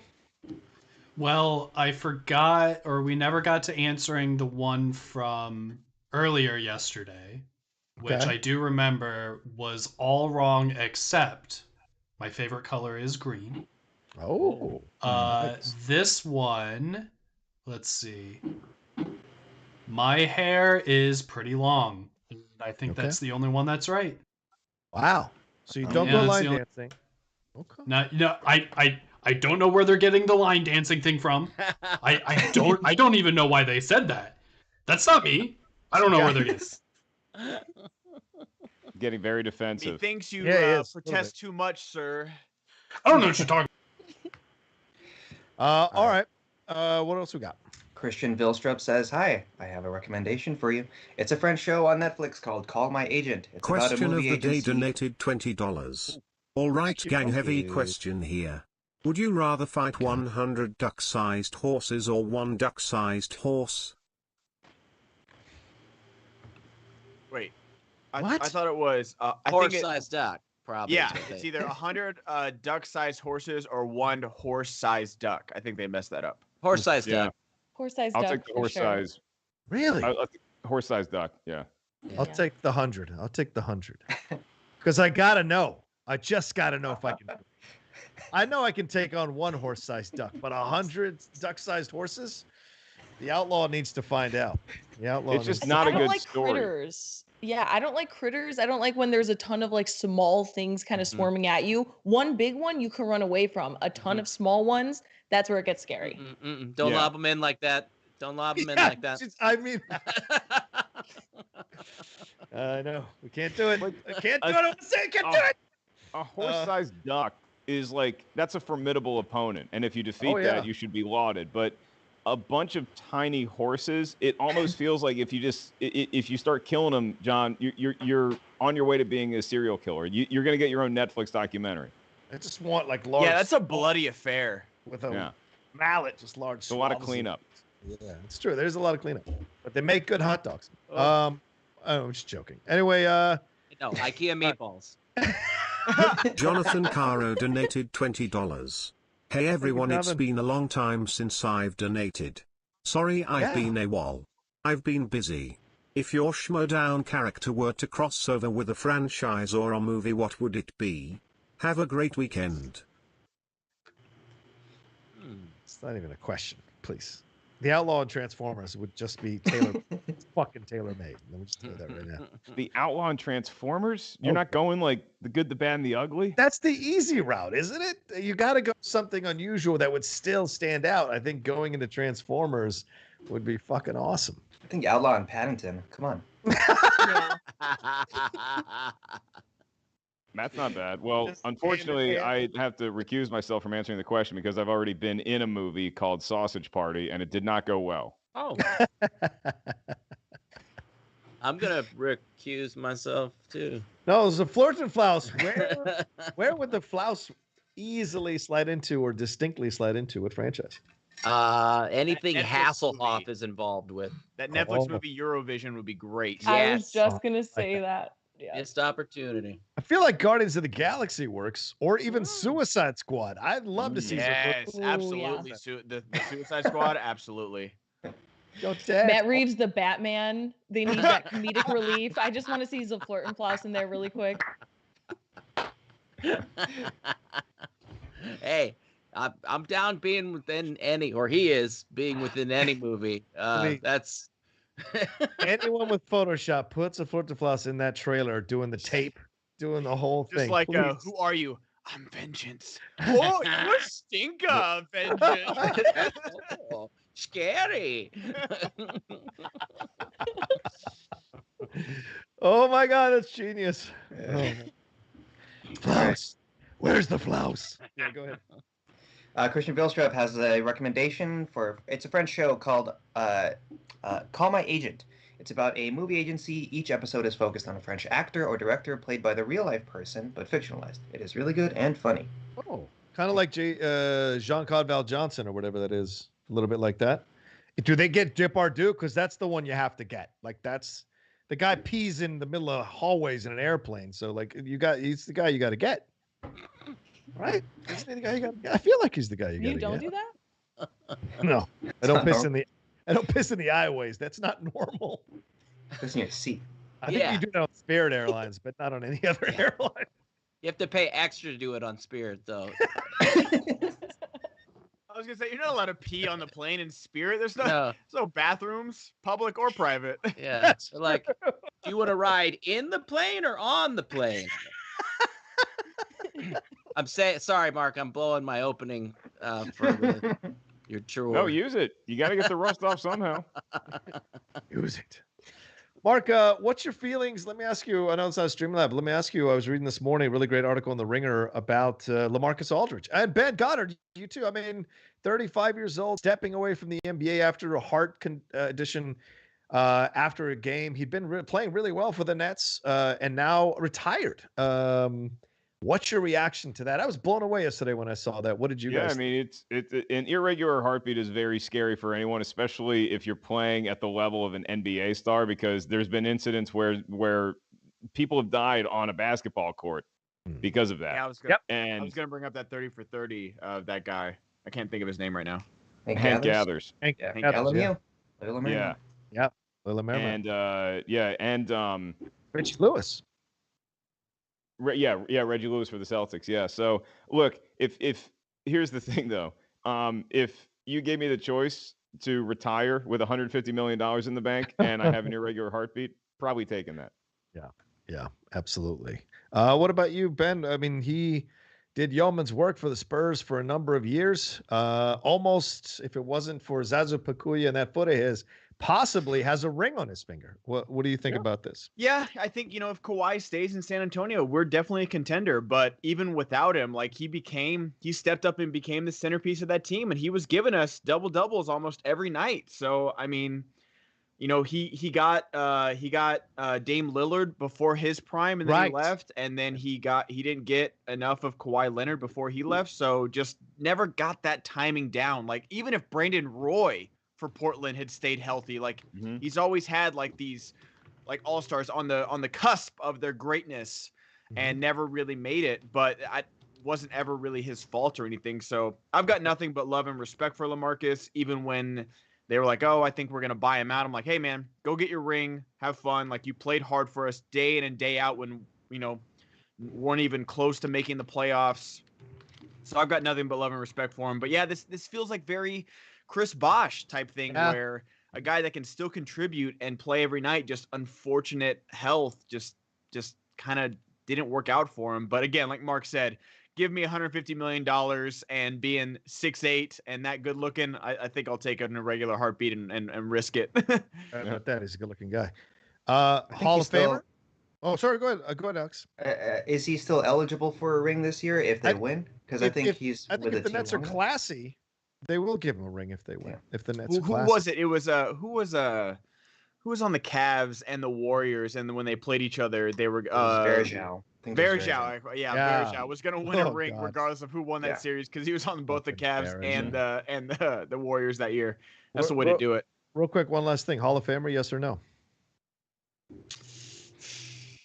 I don't know. This feels like not quite the Julian Edelman argument, but like if you saw him play, the eye test would say yes, but maybe like the overall stats would say no. Okay, all right. The Basketball Hall of Fame is a little different too. Yeah.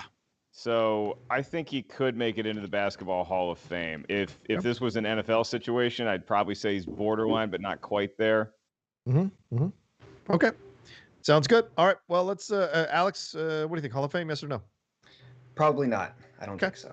I say yes. You guys are, butt faces. All right, let's move on to the next thing. Alex. What's the next? This is from yesterday. Keep in mind, it's from yesterday. Dos Equis guy says, I don't always watch this show, but when I do, I prefer watching it whenever Christian Harloff is hosting. Oh, wow. I understand that, Dos Equis guy. Ironic, I'm Latino. You don't want to watch when I'm. All right, go ahead.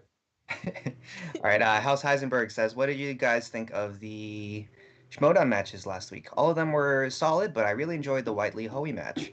Was rooting heavily for Eric, but Hoey impressed me. Shout out to the Blind Wave fans for showing out. Eric has a bright future. Yeah. You got to understand the game. I don't care where you're coming from. You got to study. You got to spend the time. You got to spend the hours. And these guys who run other channels sometimes or have these like sterling careers, it's not easy to find that time. You got to carve it out. And so I think Whiteley acquitted himself well, but he's so uber successful with his YouTube channel. Maybe there wasn't that extra time to put in to get all the nuances in of some of these questions. And Hoey does have that time. He studied. Yeah, I know he's a new dad and all that, but he studies and gets into this stuff and talks about it all the time. So I think that kind of helps. I'm gonna skip over that new dad thing. Successful in your career, you can't be successful in the SCHMOEDOWN. Sorry, I'm not saying not that. Have the time. I'll tell you this. Never mind. I'm gonna leave it that. I'm gonna leave it on the table.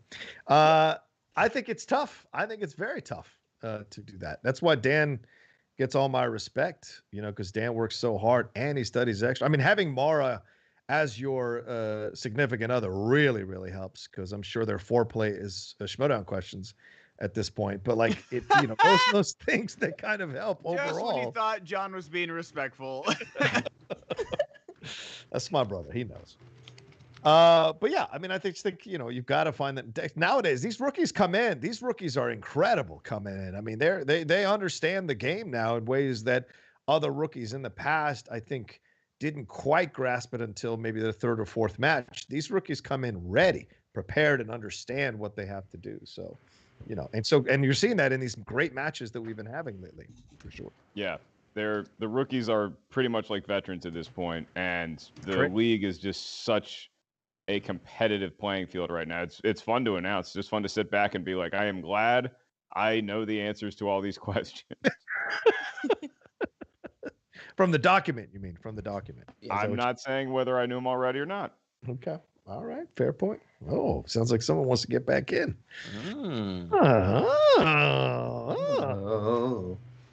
Break it. Today, 2 o'clock. Two of the greats, Lon Harris and Drew McWeeny, going at it. And this is going to be a lot of fun to watch that for sure. Two titans, or one titan of the game and one building to be a titan of the game for sure. I'm looking forward to it. That's for sure. Yeah, if he can get his life together first. The _ Shadesman donated $20. Hey everyone, great show so far. This question is for Ben. Have you been to Universal Orlando in Florida? I currently work there and I'm actually going to be a part of the grand opening team of the new Jurassic World Velocicoaster. It's going to be great. Oh, that's awesome. I like it. I've never been. I hear it's much better than here in LA. Yes. I wanted to go with Emma when John had his Founding Fathers match. That was like the first SCHMOEDOWN event I went to. But I had to fly out the next day. But yeah, like your Harry Potter world, it looks actually like Hogsmeade, not just like a tiny little street. But the Velocicoaster, I've seen pictures of it, and that's awesome because I can't do those like digital rides because I get real bad motion sickness from them. But I can do regular roller coasters. But that looks awesome though. I still haven't been on the new Jurassic World here either. Like I went before they changed it, and I haven't been on the new one. Here it's good. Well, and little behind the scenes, Kalinowski, I think, is training to be a Raptor. So Courtney you can Basinger go. donated $20. You guys are the best. Brett, you are my wife's favorite. Go Outlaw. But my heart is with the Den. Go Den. Woo! Thank Let's you. go. How dare you? Rocha, I heard my internet cut out for a quick sec there, so I thought you said Kalinowski is training to be a rapper. And I was Raptor. like, interesting choice. Those things are promos for freaky, the man. SCHMOEDOWN Even are gonna like, be fire. dude, even when you know that it's like it's a person in there, like the movements, like they're so unnatural, like it does freak you out a little bit. Yeah.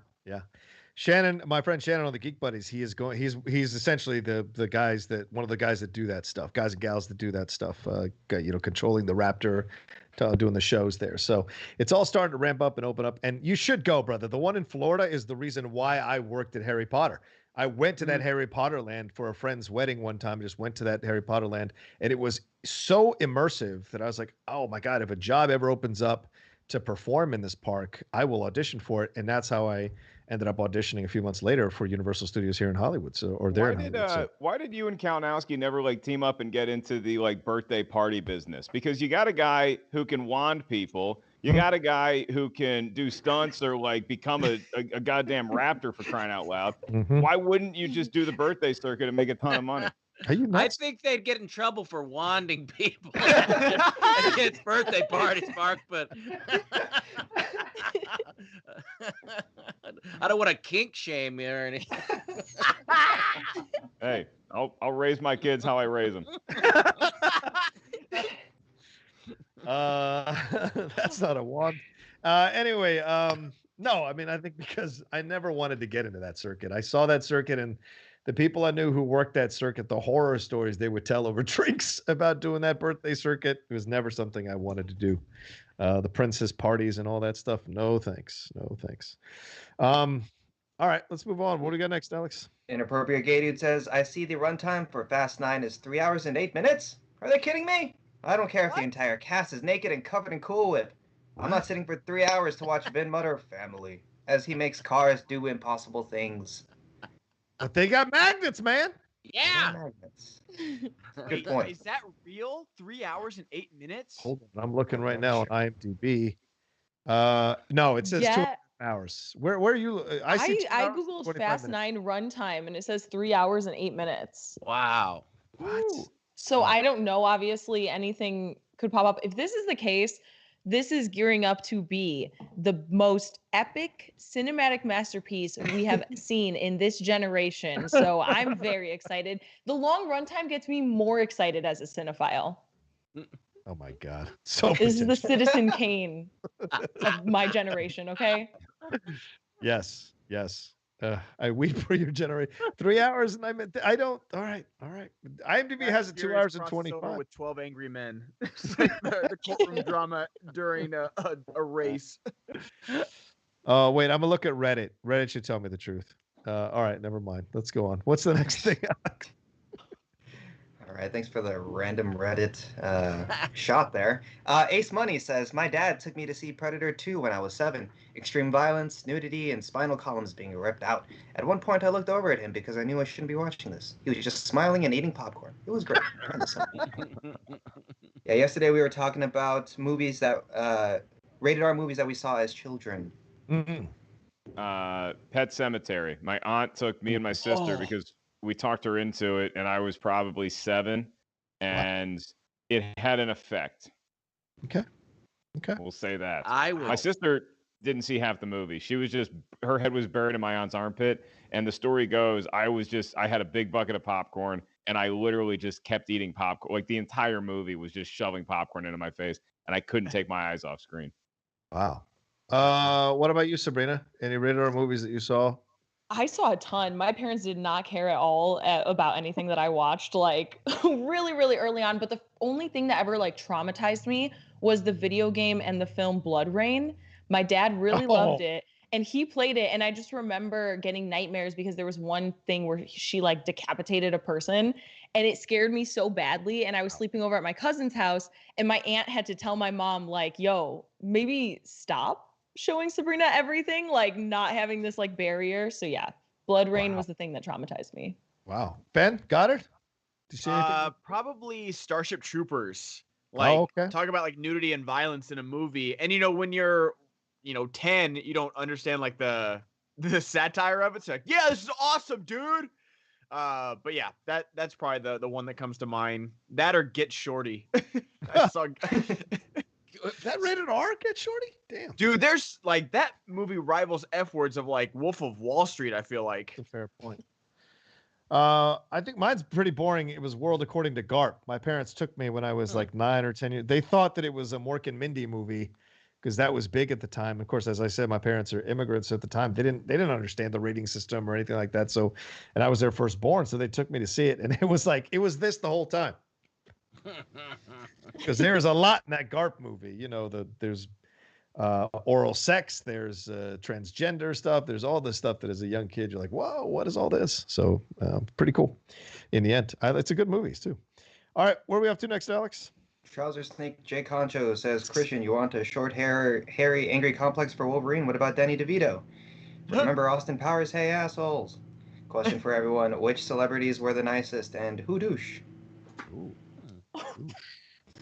I don't think douching is good for you. No, it messes up your pH. Yeah, you shouldn't douche. You can't do that. So that one we can take off the table and just do the celebrities one. Thanks for backing me up on that one, Sabrina. Yeah, I got you.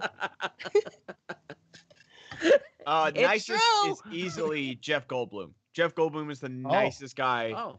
Like, not even like celebrity wise. He's generally one of the nicest people I've ever met in my life. Okay. Mark, if you're in LA, go to his jazz shows. They're great. I would say I'm pretty nice. Oh my God. Mm-hmm. I think Mark Hamill's got to be the nicest, though. Just the nicest. Like you want to hang out and you feel like they would be a lot of fun to hang out with. So I will give it to Mark Hamill. Okay, Sabrina, you got a celebrity you've met? Mike Flanagan was my favorite person I ever interviewed. He was just so kind. He at the premiere of Dr. Sleep, the movie was already going on and him and I were still talking. And then he caught me at the after party to talk about, cause we're just geeking out over The Shining and Stephen King in general. So that was just super sweet. Mike Flanagan's the best person. Nice. Alex, what about you? Yeah, Mark Ellis for nicest. Thanks. Thanks for being nice, Mark. You're not bad yourself, Alex. Oh my God. Brett, break this up, please. I've never had many celebrity encounters that were more than just going, oh, look, it's so-and-so. So, Ricky Rackman talked to me for a while. Anybody? Ricky Rackman? That's awesome. Yeah, he was a really cool dude at a comedy show that I was doing. So, yeah. I don't know. I would say too, Monica Potter. I got into a 45-minute conversation with her at the SAG Awards after party one time. She was awesome. Was she aware of it? I don't know, bro. She had a 40 of a Heineken. She was drinking a 40 of Heineken. Oh. And her doctor husband, who she's since divorced, came up a couple times to like pull her away. And the other guy, Mark Valley, that was on Boston Legal at the time, he tried to pull her away, and she was like, "Leave me the fuck alone. I'm having a great time." And we just had a great conversation because she's from Cleveland. So we were just having like, down home conversation, not no LA bullshit, just actual honest conversation about shit. And it was a lot of fun. And I'd say Clint Eastwood. And I'll tell you this, I know a lot of people bash Clint Eastwood for his politics or whatever. When I interviewed him for Richard Jewell, that gentleman stood up, shook my hand before the interview with Paul Walter Hauser there as well, and sat down, did the interview, gave some great answers. And when the interview was over, he got up and shook my hand. And I was just blown away by that because I'm like, you're fucking Clint Eastwood. You don't have to do that shit. And he was just incredibly nice the whole time. So did you wear the hat? No, I thought that was a bit too far. I'm not a show pony, Ellis. All right, what's next? Christian Vilstrup says, this is from yesterday, just saw that Mads Mikkelsen has been cast in Indiana Jones 5. Not announced which role. Will he play a villain, I wonder? Which actor has been in the most big franchises? Matt says Bond, Star Wars, MCU, Harry Potter, the upcoming one, and now Indiana Jones. Right, good point. Pretty good.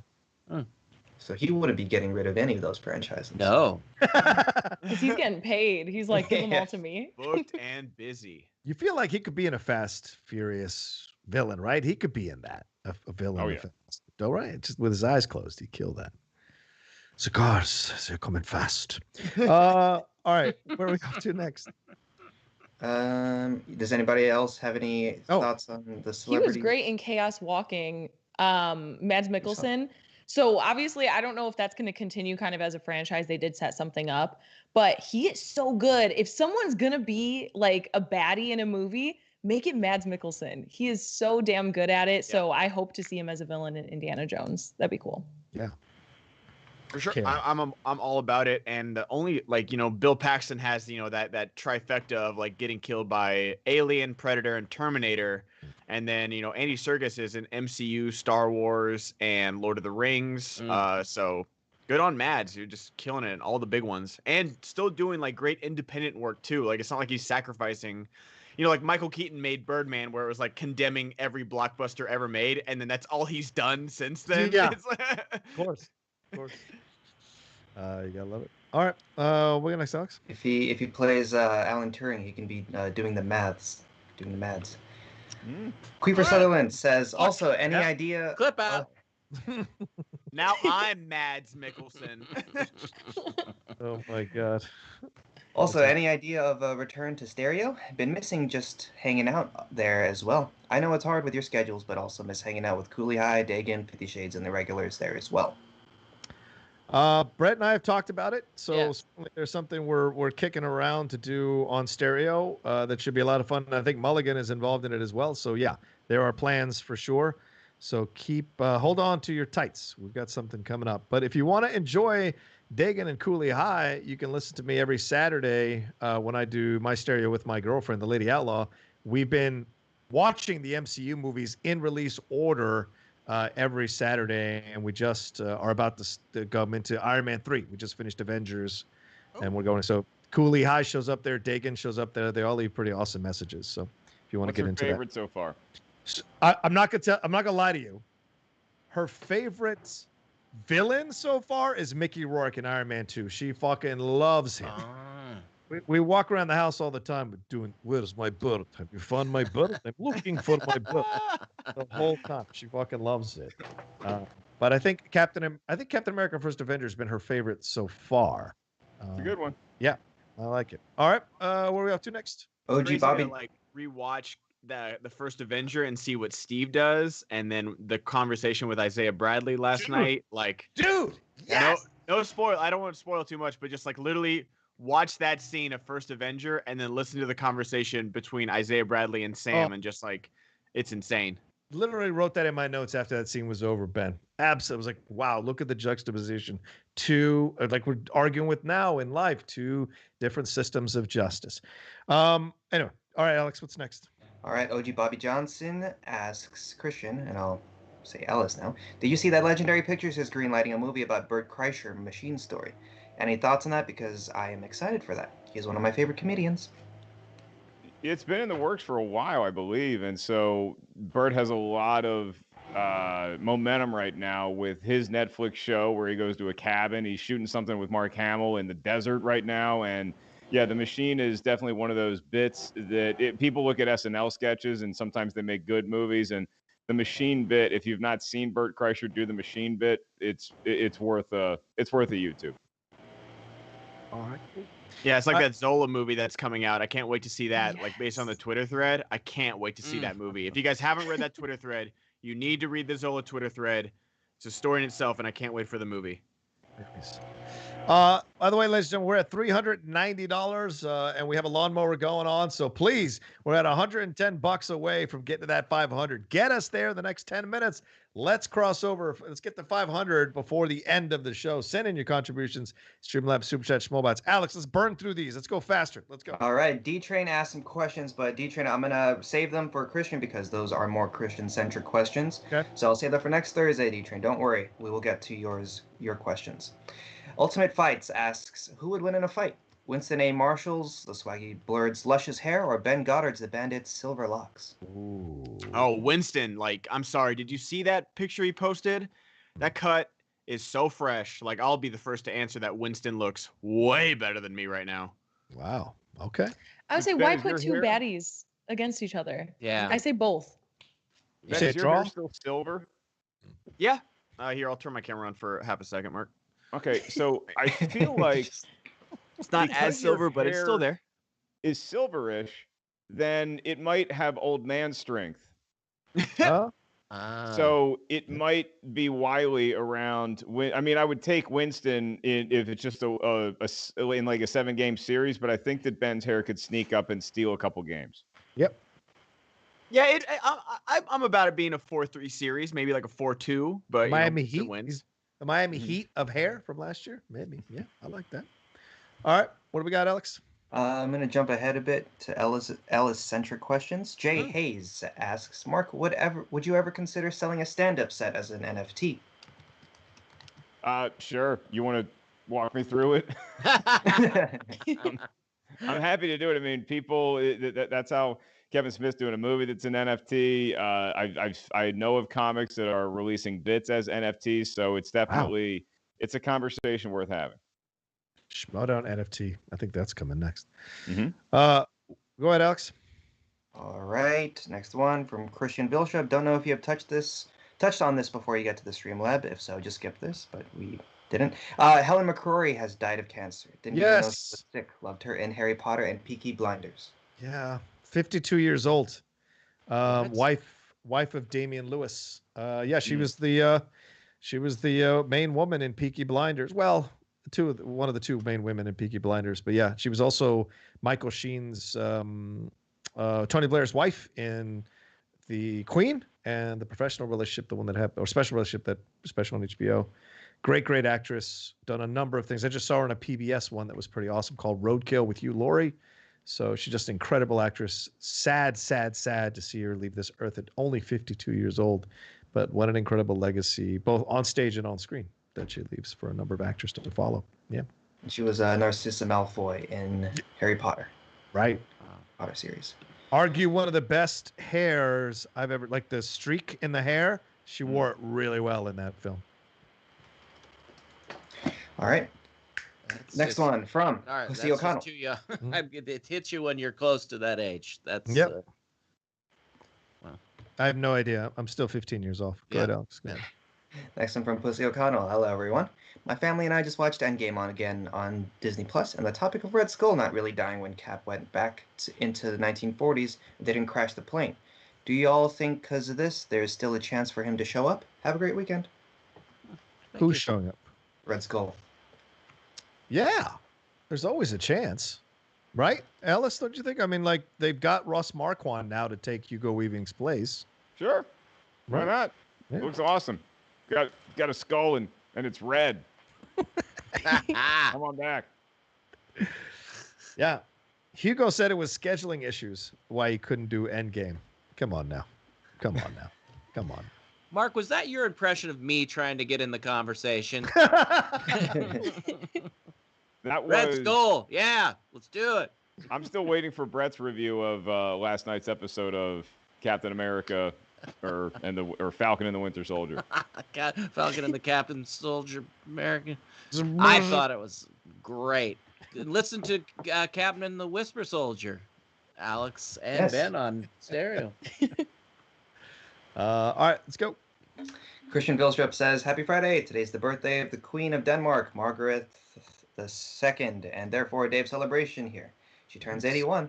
We are one of the oldest monarchies in the world, though constitutional since 1849, so the Queen's power is only ceremonial. Okay. 81 is pretty young for a queen these days, though, so you got a lot of cleaning up to do. Wow. All right, Dagan says, Hey, y'all. Woke up to 4 inches of snow on the ground here in New England on April 16. Go home. Winter, you're drunk. So here's my question for the panel. What is the weirdest weather you've ever experienced? Hail in San Diego. I was gonna say, like, it hailed maybe a few months ago, and it was like the sun was shining, and I was like, what's going on? LA, you good? Like, what's happening here? Yeah, hail in Los Angeles is weird. My daughter experienced it. We just walked out the door, and we've got this little corridor, and she was running. It's like, can I run in? I'm like, yeah, go for it. I think they're a little big. Maybe come in. But yeah, that hail in Los Angeles is scary. Yeah, that's scary to me. Yeah, it's freaky. One of the times I was in the Middle East, there was a sandstorm coming in, and I got really excited because I was thinking like it's like Mission Impossible Ghost Protocol. It wasn't that bad, and so we had to go inside, but it's like you just kind of see some sand and then it's done, and I was like, oh, that's I mean, I was happy that nobody was hurt, but it was also like it was kind of a weak sandstorm. Did you play the song Sandstorm? I did not. That might have been the problem. Wow. Missed opportunity. Nebraska is the land of weird weather. It's that every old dude will go like, "Hey, you don't like the weather? Wait 5 minutes." You know, Yep. it's just like suddenly there's a hurricane. You know, your sunny skies after that. Who knows? Yeah, Chicago. The weirdest like weather experience I had is getting on a plane in Los Angeles, and it was like 60 degrees, 70 degrees over here. And then I landed in Chicago, and it was like -21 wind chill. Whoa. And I was not prepared for that, even though it was December. So that's on me. All right, we got 5 minutes left in the show, ladies and gentlemen. We have no contribution. Come on, get us to somebody send in $100. Get us over $500 for today, please. Send it in. You got 5 minutes. Let's go. Have you grown tired of annoying Mark? Come on. All right, Alex, what do you got? All right, Tharl Unfiction says, like it, John Madden 85th birthday, it SEN draft. So Goddard versus JTE next Friday. Care for a little shrimp of there? Me too. Okay. Yep. Totally. Same. What? Inappropriate Katie says, on a recent work conference call, I said to the team, yeah, well, you take the good, you take the bad, you take them both, and there you have. Dead silence. None of those millennial fuckers knew what I was talking about. Wow. Ben, Sabrina, Alex, Malcolm?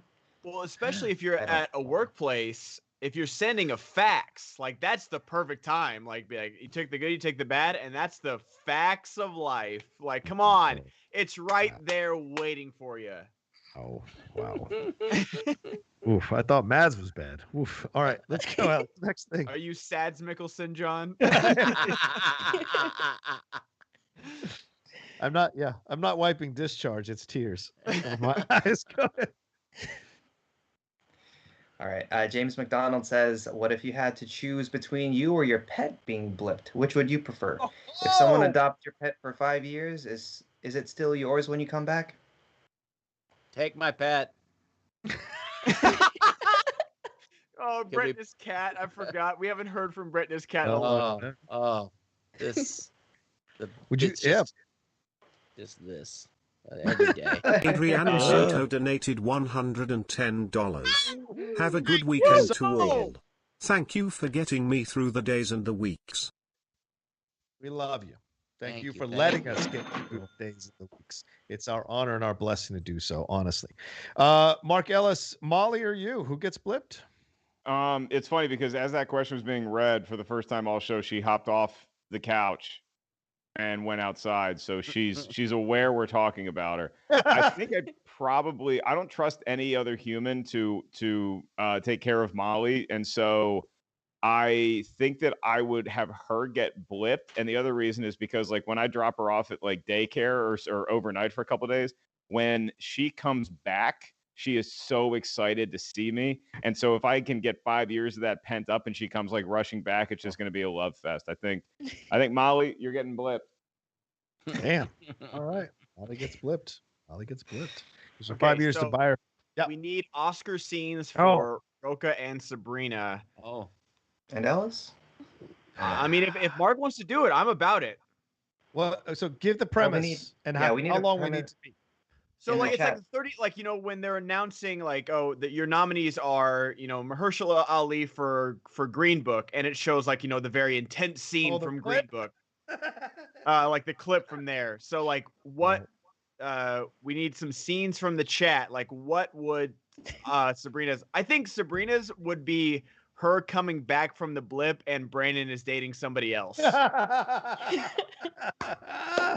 I think that's Sabrina's. So the chat, give us Rocha's and Mark's, because I think that's got to be Sabrina's. All right. And yes, Brian, in the chat, I am sunburned, okay? See that the window's open. Of course he's sunburned. Go ahead, Sabrina. 30 seconds. Oh, going? Okay. Yeah. You got to suggest the ones for me, Mark. So go ahead. Okay, so imagine some obviously like CGI because I'm coming back. So like, hey, who's that? Wait, what happened? Wait, you're married? All right, that's fine. Honestly, I'll just move on. Like, No, it's okay. we You were have getting your close to relationship. I'll be fine. Wow. We were getting close to tears there. I know. Yeah. And then Powerful. she just dagger to the heart. Yeah. Right? I was like, Right. everybody's back. There's like a few billion people out here. I'll move on. That was great. That's a tough act to follow. I will volunteer myself to go next because I also got to dip out in like 5 minutes. So get my suggestion. I'm going to get the dog because the dog will be in the scene with me. So I was going to say either Molly just got blipped or she just returned from the blip, I'd say. Ooh, tough ones. Okay. Ooh, All right, I I'll go like get her. a coach's speach. Yeah. Okay. Oh, Yeah. For who? For Ellis or for me? Just it says Mark has to coach speech that rallies the team to come back to victory. I say that's John's because we got Mark with the dog. I like it. I like it. That can be Any John. other suggestions? Any other suggestions for me or no? Is that the only one? All right. Tiffany says anything with Rocha always sounds randomly sexual. She's not wrong. I'll work that All right, in. we ready? Go ahead. Okay, so Molly, this is Molly about so to be cute. blipped. All right, honey, I need you to listen to me, okay? There's a big purple man out there, and he's gonna snap his fingers, and you're gonna go away for a little bit, but you're gonna come back. You're gonna come back to Papa, okay? You're gonna come back to Papa. Now, when you go to the blip, I want you to be a good girl. I want you to eat everything, and I want you to come back to Papa, and I want you to give me a big old face lick one more time before you go, okay? Aw, what a good girl. That's an Oscar right there. And now she's going. And now she's spent. You got a choice, Rocha. You got coach's speech to rally a comeback victory, or Rocha is passing his cowboy hat off to the young boy he has been sent to look after. Oh my God. So which one? Which one you want? I have to go with the second one, I think. Okay. All right.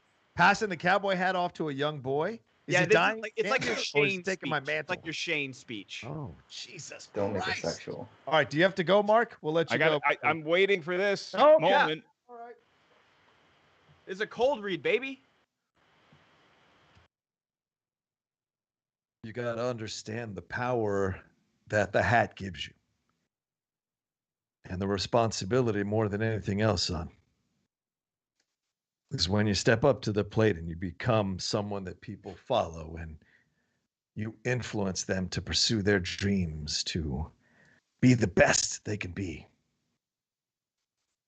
Carries a weight, and you got to be ready for that weight. I believe in you. I think you've shown yourself here over this adventure that you're ready to take the hat from the outlaw.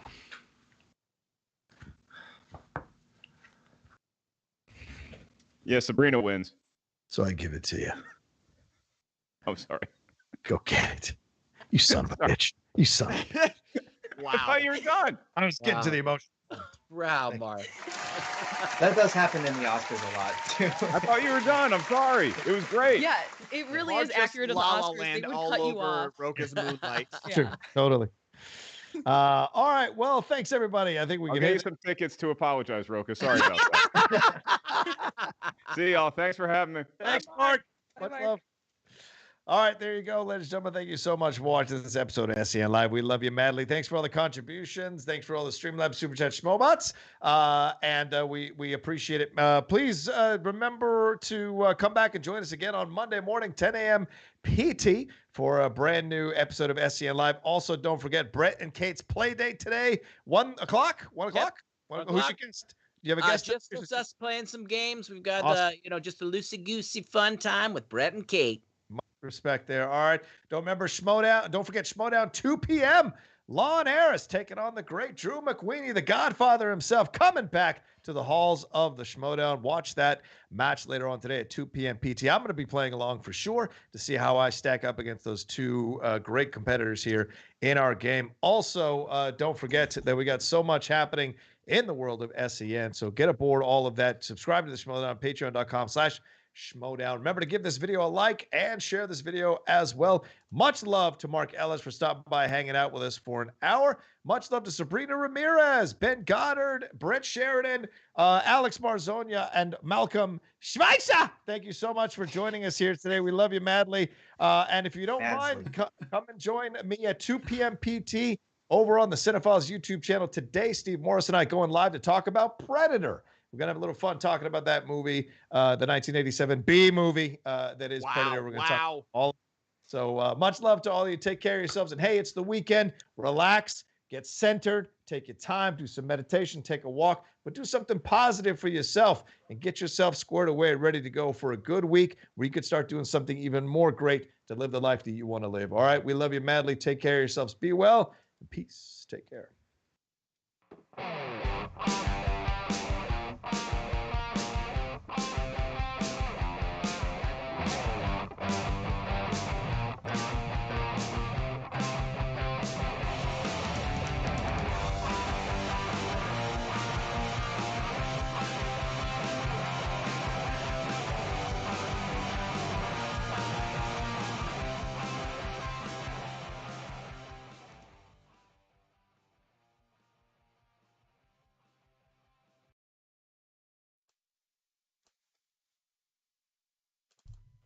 Hey, if you love SEN Live, then check out Dan Murrell's podcast, All My Movies, where each episode he pulls a movie from his personal collection off the shelf for a deep dive into the stories behind how it was made and what these movies mean to Dan and film lovers everywhere. It's Wednesdays, 4 p.m. PST. Peace.